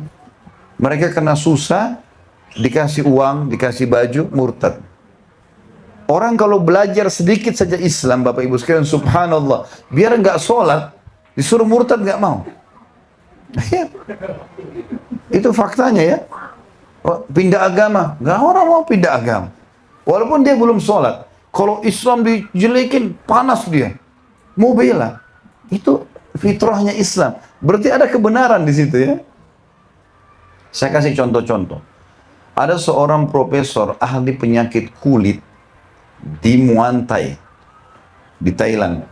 Ini kalau tidak salah juga disebutkan kisahnya oleh Dr. Zaki Naik masalah ini. Saya sebutkan sekarang dalam bahasa Indonesia supaya Bapak Ibu mungkin bisa lebih renungi lah. Yang jelas orang ini dia kebetulan profesor dalam spesialis penyakit kulit. Tiap tahun dia buat seminar, seluruh dokter spesialis kulit dunia diundang, datang semua. Begitu datang, dia selalu tiap tahun dapat penghargaan karena selalu ada penemuan baru. Ya. Tahun itu kebetulan, ini kisah mungkin sekitar 7-8 tahun yang lalu. Dia bilang, saya baru menemukan dengan teknologi canggih, ternyata yang memberikan rasa sakit pada tubuh manusia itu adanya urat-urat saraf yang sensitif yang melengket di kulit manusia. Kan dia spesialis kulit. Jadi dia bilang di bawah kulit manusia ini ada urat-urat saraf. Kalau ini hilang, tidak berfungsi lagi, maka orang tidak rasa sakit lagi. Termasuk kalau Bapak Ibu rasa kram, ya kalau pas lagi kram, itu biar kita tepuk-tepuk gak sakit kan? Karena yang jadi masalah yang sedang kejang itu urat saraf kita itu. Nah kalau orang dibius, yang dibius itu sebenarnya penundukan urat saraf itu. Makanya setelah itu dibedah, dikorek-korek dalamnya, dimasukin apalah, diganti jantungnya. Ya rasa sakit. Karena urat ini sudah tidak ada. Dia kasih contoh, dia bilang, kalau ada orang kena luka bakar, dan kena luka bakar misalnya di tangannya, kemudian urat saraf itu terbakar, maka yang ada di bawah urat saraf itu dari dagingnya biar diiris nggak sakit. Dia kasih contoh, ada orang kena luka bakar tangannya, kemudian dipastikan kulitnya terbakar sama urat saraf. Dia ambil pisau bedah digaris. Orang itu nggak rasa sakit. Bagian dalam tubuhnya. Karena sakit itu cuma ada di sini. Orang semua bersorak-sorak. Penemuan yang luar biasa nih. Dalam ilmu kedokteran, ini luar biasa. Maka kebetulan ada dokter muslim di situ yang hadir dari Mesir. Orang ini kebetulan selain dokter, sering ikut pengajian dari ulama-ulama. Jadi faham agama. Dia angkat tangan, dia bilang, "Profesor, maaf sebentar. Kalau itu penemuan Anda yang tercanggih sekarang, saya ingin mempertemukan penemuan Anda ini dengan Al-Quran. Dan perlu Anda tahu, Al-Quran sudah membuktikan ini 1400 tahun yang lalu." Kaget orang ini. Dia kebetulan pakai alat tercanggih di zaman sekarang, baru tahu itu. Dan dia profesor, gitu kan. Maka kata dia, mana buktinya? Diambil Al-Quran terjemahan bahasa Inggris, dibawa ke podium. Ini silakan buka, Bapak Ibu juga bisa kembali nanti di rumah atau mau buka sekarang surah An-Nisa ayat 56. Itu tentang ahli neraka ya. Allah bilang begini, A'udzu billahi minasyaitonir rajim, kullama nadidat juluduhum baddalnahum juludan ghaira liyadzuqul azab. Setiap kali penghuni neraka itu kulit mereka terbakar, kata Allah, kami ganti dengan kulit yang baru agar mereka merasakan rasa sakit yang baru. Perhatikan ayat ini ya. Setiap kali kulit mereka terbakar, bukan dagingnya sama tulangnya. Kulit mereka sudah terbakar, kami ganti dengan kulit yang baru. Tujuannya apa? Agar mereka merasakan rasa sakit yang baru. An-Nisa 56, nanti bisa kembali. Waktu profesor itu baca, netesin air mata dia. Ini ternyata ada dalam Al-Quran. 1400 tahun yang lalu ini. Bukan baru sekarang. Maka dia bilang di atas podiumnya, pandu saya masuk ke agamamu. Enggak mungkin ini ajaran manusia. Masuk Islam di depan para ilmuwan. Jadi subhanallah, fakta lapangan yang masuk ke agama kita ini orang cerdas Bapak Ibu sekalian. Jangan kita sudah ada di dalam, kitanya jadi bodoh. Karena nggak belajar. Nggak tahu mana halal, mana haram, tidak diterapin. Orang dari luar aja belajar gitu kan. Seperti itu. Ada seorang insinyur dari Jerman, arsitek, masuk Islam gara-gara Al-Quran. Ceritaan. Jadi dia rupanya terkenal sekali, insinyur ini suka buat gambar, tapi dia mengkombinasikan antara literatur kuno bagi dia dan literatur modern. Dan dia sering gambar. Salah satu literatur kuno menurut dia Al-Quran. Dia carilah bangunan-bangunan dalam Al-Quran seperti kaum Thamud, kaum Ad, kaumnya Nabi Saleh, kaumnya Nabi Shu'aib, kaumnya Nabi Hud, ya, Fir'aun, piramida. Satu waktu dia bilang, saya ingin cari dalam Al-Quran bangunan modern, bangunan masa depan. Dia bacalah ayat tentang surga. Ada kalimat tentang surga, sering kita baca nih, kalau kita baca jannatin tajri min tahtihal anhar. Kalimat itu. Surga itu istana, di bawahnya mengalir sungai. Ini mengkritik dia ini, sebagai arsitek. Apa maksudnya? Kenapa istana surga, bangunan masa depan, impian setiap orang muslim, mati untuk masuk surga? Berbuat, beribadah untuk masuk surga, kan gitu. Kenapa selalu ada kalimat di bawahnya mengalir sungai? Apa maksudnya ini? Penasaran dia Bapak Ibu sekalian. Dia hubungkan dengan spesialisnya dia. Dia gambar bangunan, ada tanahnya dia di Jerman, dia bangun bangunan, dia buat semuanya mewah, lux. Mirip dengan rumah yang dia tinggali, cuma bedanya lantainya diganti sama dia jadi kaca.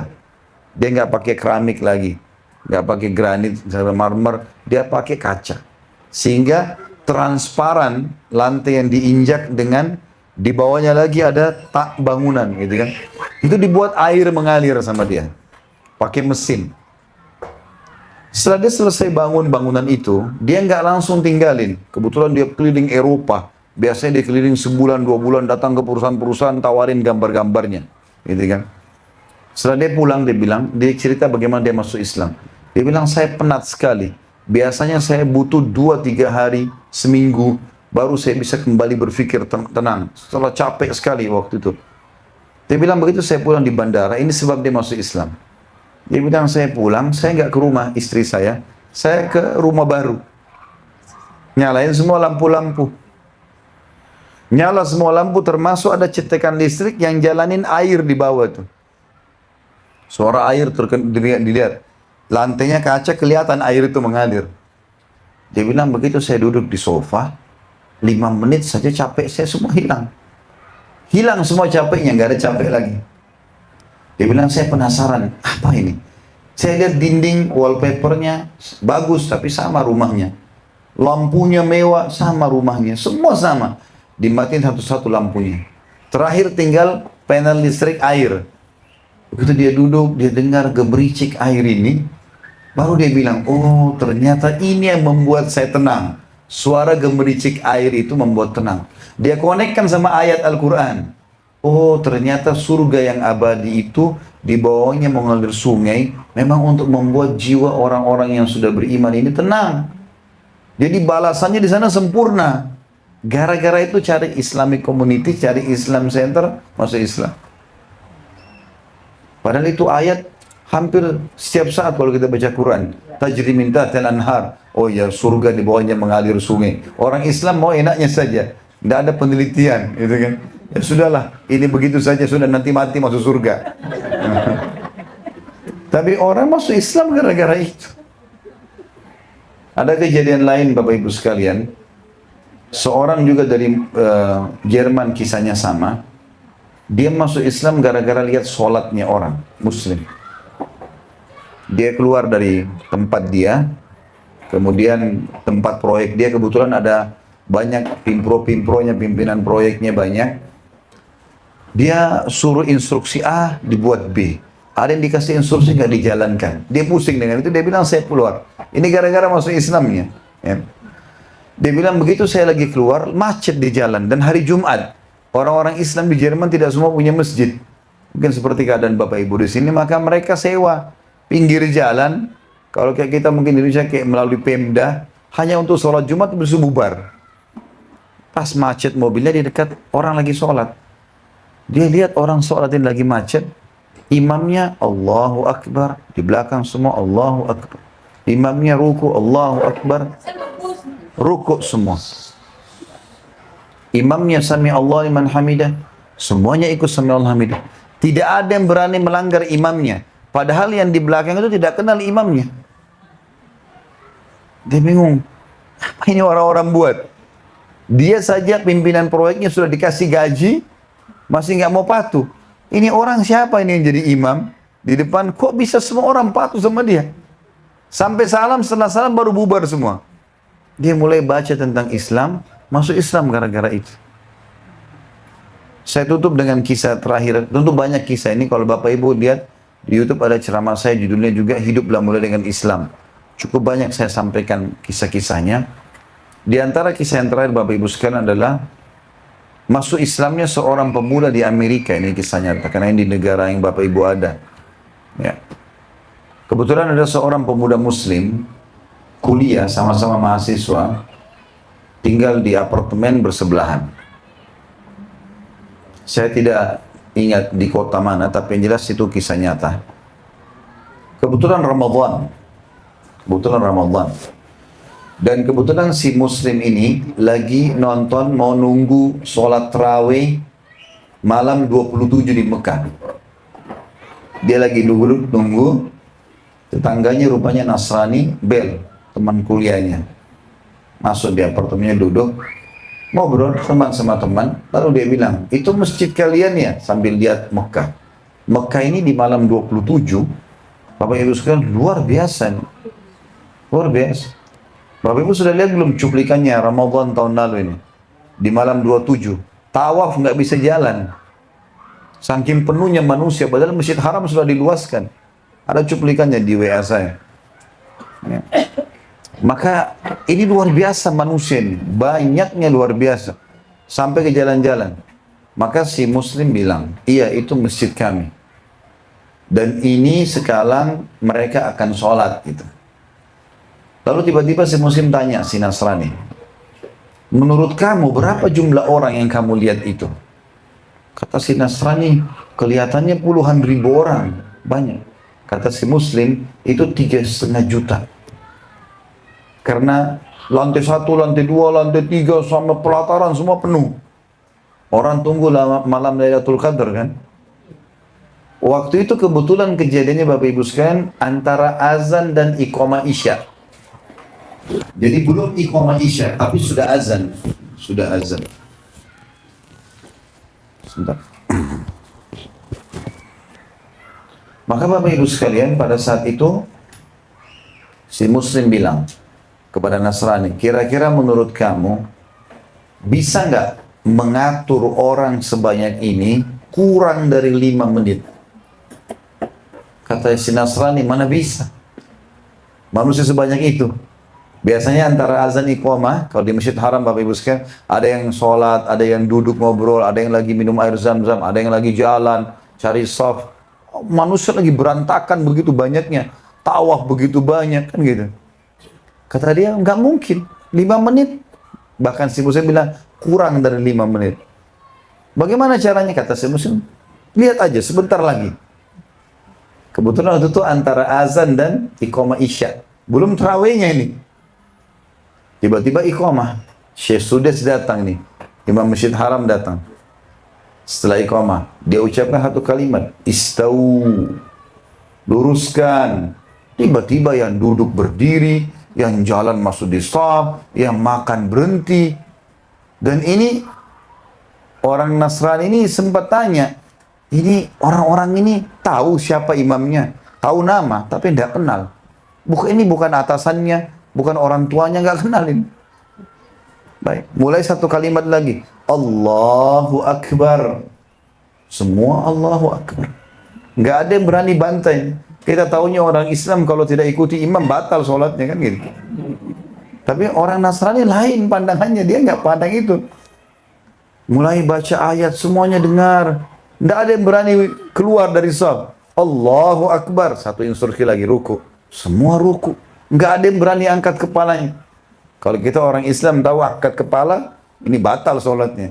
Ada hadis lain mengatakan siapa yang mengangkat kepalanya sebelum imam, maka kepalanya diganti dengan kepala keledai oleh Allah. Kan gitu. Kita ancaman itu yang kita takuti. Kita nggak ngerti masalah luar biasanya nih sebenarnya gerakan. Sami Allahu liman hamida. Satu kalimat. Semua ikut. Allahu Akbar sujud. Semua ikut. Sampai salam nih. Rupanya si muslim ini lagi asyik nikmati sholat itu. Karena memang dia tujuannya mau lihat itu kan. Selesai langsung dia bilang sama si Nasrani. Oh maaf. Saya asyik tadi. Lupa. Kami lagi puasa. Kamu nggak puasa. Mau minum apa? Nasrani nggak ngomong. 2 kali dia nggak ngomong. Yang ketiga kali kata si Nasrani.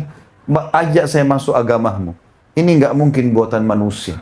Bagaimana bisa orang sebanyak itu semuanya tunduk patuh dengan satu instruksi dan betul-betul rapi kurang dari 5 menit. Masuk Islam gara-gara itu. Dan rata-rata Bapak Ibu sekalian di Indonesia, saya bicara lingkup negara kita, orang yang masuk Islam di tangan saya, termasuk istri saya sendiri masuk Islam, mu'allaf, orang non-muslim, orang Chinese masuk Islam, menikah dengan saya. Semoga Allah jaga beliau itu gara-gara masuk Islam. Dan rata-rata masuk Islamnya unik semua. Unik semua. Masuk Islamnya karena dengar azan merinding, karena lihat orang sholat, lihat perempuan muslimah pakai jilbab, lihat orang muslim santun baik sama orang. Masuk Islam gara-gara itu. Semuanya ceritanya ini unik-unik. Masuk Islamnya itu. Jarang sekali kita temukan dia baca buku dulu, baru dia masuk Islam itu jarang sekali. Kecuali memang dia pastor atau pendeta. Tapi orang awamnya masuk Islam gampang sekali kok. Mudah, makanya dikatakan mu'allaf. Mereka orang yang masih lemah hatinya, masih bisa pindah agama. Nanti di situ kita akan ajarkan dia, kita akan ajak, kita kokohkan. Seperti itulah. Tapi ini kemuliaan Islam Bapak Ibu sekalian. Jadi yang masuk Islam, orang-orang yang luar biasa. Yang keluar dari Islam ini kita lihat tidak ada doktor keluar dari Islam. Profesor misalnya, tidak berimbang. Kalau berimbang masih masuk akal. Ini enggak. Dan di Indonesia pun subhanallah, maaf saya tambahkan satu kisah, masih bisa?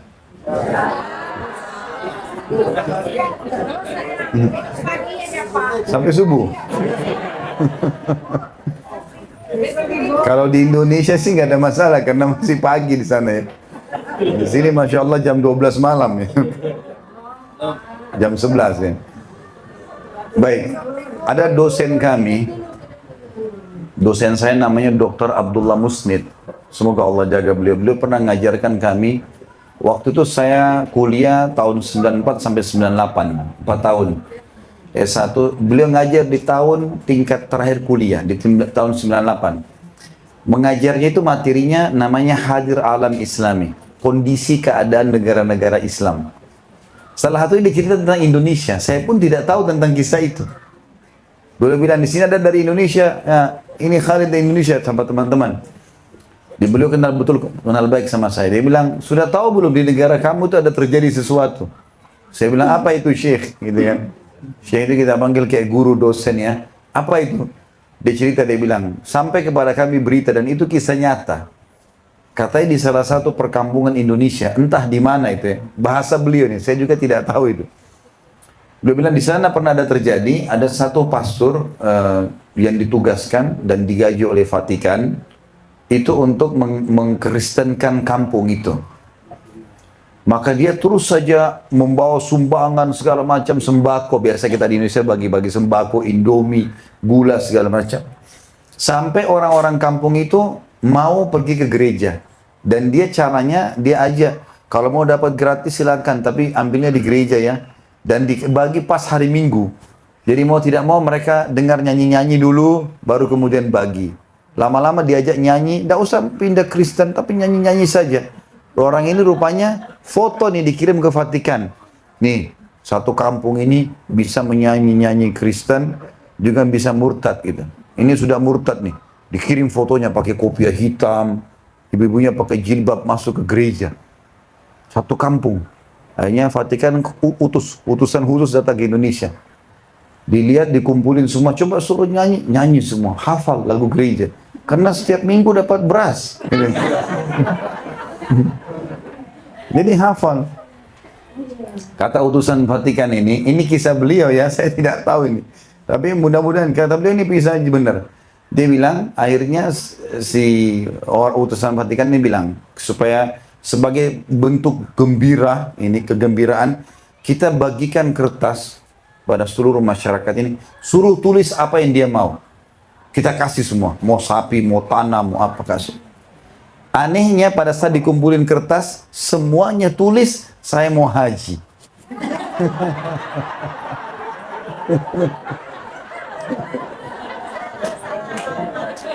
Akhirnya dipecat tuh yang bertugas gara-gara itu. Jadi subhanallah kita fitrah, orang-orang Indonesia itu sebenarnya suka dengan agamanya. Cuma kadang-kadang dia tinggalkan gara-gara makanan, gara-gara ini, subhanallah Islam itu tidak ditinggalkan kecuali orang-orang betul-betul dalam keadaan yang salah dan darurat gitu kan. Allahu a'lam. Oleh karena itu Bapak Ibu sekalian, gembiralah dengan agama Islam ini dan Allah mengatakan wala tamutunna illa wa antum muslimun. Jangan meninggal kecuali dalam keadaan Islam. Dan kata Nabi SAW, tidak ada satu orang pun yang berjiwa muslim kekal di api neraka. Gak ada. Kalaupun dia buat dosa, dia masuk neraka, dibersihkan dosanya, baru masuk surga. Sampai Allah bilang tadi, jangan meninggal kecuali dalam keadaan Islam. Dan Bapak Ibu jangan ragu tawarkan Islam. Tawarkan saja. Cara tawarkan, bagaimana pendapat kamu tentang Islam? Sudah pernah dengar belum? Lalu ajak dialog di agama kita. Tidak usah jadi Ahmad Didat, Zokir Zakir Naik harus hafal kitab mereka. Sulit. Ajak sederhana. Saya berapa kali orang masuk Islam di tangan saya cuma itu saja kok. Bagaimana pendapat tentang Islam? Dia sebutkan, saya luruskan. Masuk Islam gara-gara itu. Memang tidak susah gitu kan.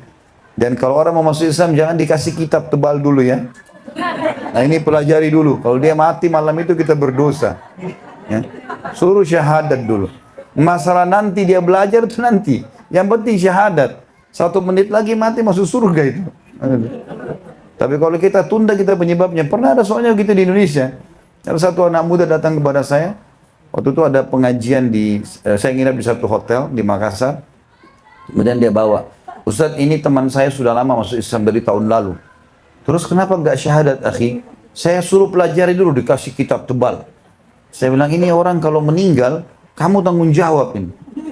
Kenapa nggak suruh syahadat dulu baru suruh belajar habis itu? Syahadat dulu gitu kan. Syahadat dulu, harusnya begini. Paman saya pernah tinggal di Amerika ini cukup lama. Bapak Ibu sekarang beliau ngambil masternya di bidang penerbangan. Kebetulan S1-nya di Mesir, S2-nya ngambil di sini. Ini cerita lelucon saja, beliau menceritakan tentang temannya dari Dubai. Tinggal sama-sama di Amerika. Dia bilang setiap pagi sering sarapan sama paman saya. Ini cerita beliau ya. Allahu a'lam masalah kebenarannya, tapi beliau cerita dan saya percaya pada paman saya. Beliau bilang teman saya ini selalu bilang kalau habis sarapan, hari ini saya baru masuk Islam kan banyak anak-anak Amerika. Kata paman saya, bagaimana ceritanya? Dia bilang kalau saya lagi menuju ke semua kamu ini, saya bilang sama anak-anak kecil di pinggir jalan, follow me. Sudah ikut. Asyhadu, Allah ilaha illallah. Sudah syahadat semua, nah sudah muslim. Jadi dia bilang saya tiap hari masukkan Islam banyak orang nih. Tapi itu cerita beliau, Allahu a'lam. Yang jelas, apa Ibu sekalian, ini agama perlu disebarkan, perlu diterapkan. Dan kadang-kadang subhanallah apa yang kita terapkan dari Islam itu menjadi contoh dan sudah cukup menjadi hidayah orang lain. Jadi jangan ragu dengan itu dan terapkanlah Islam sebagai panduan hidup. Jangan setengah-setengah, nikmati semua halalnya, kerjakan semua perintahnya, tinggalkan larangannya. Baru kita bisa merasakan kenikmatan Islam. Allahu a'lam. Kita tutup dengan berdoa kepada Allah SWT. Semoga majlis kita diberkahi olehnya dan dijadikan sebagai tambahan amal kita pada hari kiamat. Kita berharap dengan kemahamurahan Allah seluruh amal yang pernah kita kerjakan dan akan kita kerjakan sampai menjelang ajal datang nanti diterima dengan pahala yang sempurna. Semoga seluruh dosa tidak terkecuali yang pernah kita kerjakan, terutama yang hadir dalam pengajian kita ini, sekecil sampai sebesar apapun diganti dengan kemahamurahan Allah menjadi pahala. Semoga negara kita Indonesia tercinta menjadi negara yang aman, tentram, damai. Seluruh rezekinya dibukakan oleh Allah dan seluruh utangnya dilunasi dengan kemahasempurnaannya dan kemahamurahannya Allah.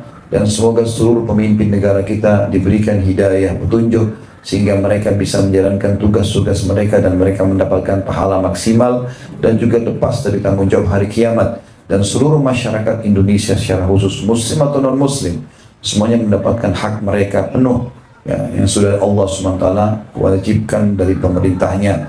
Dan semoga umat Islam selalu berada di bawah naungan ukhuwah Islamiyah, diangkat perselisihan di antara mereka dan juga Allah SWT mudahkan mereka ibadah kembali kepada Al-Quran dan Sunnah.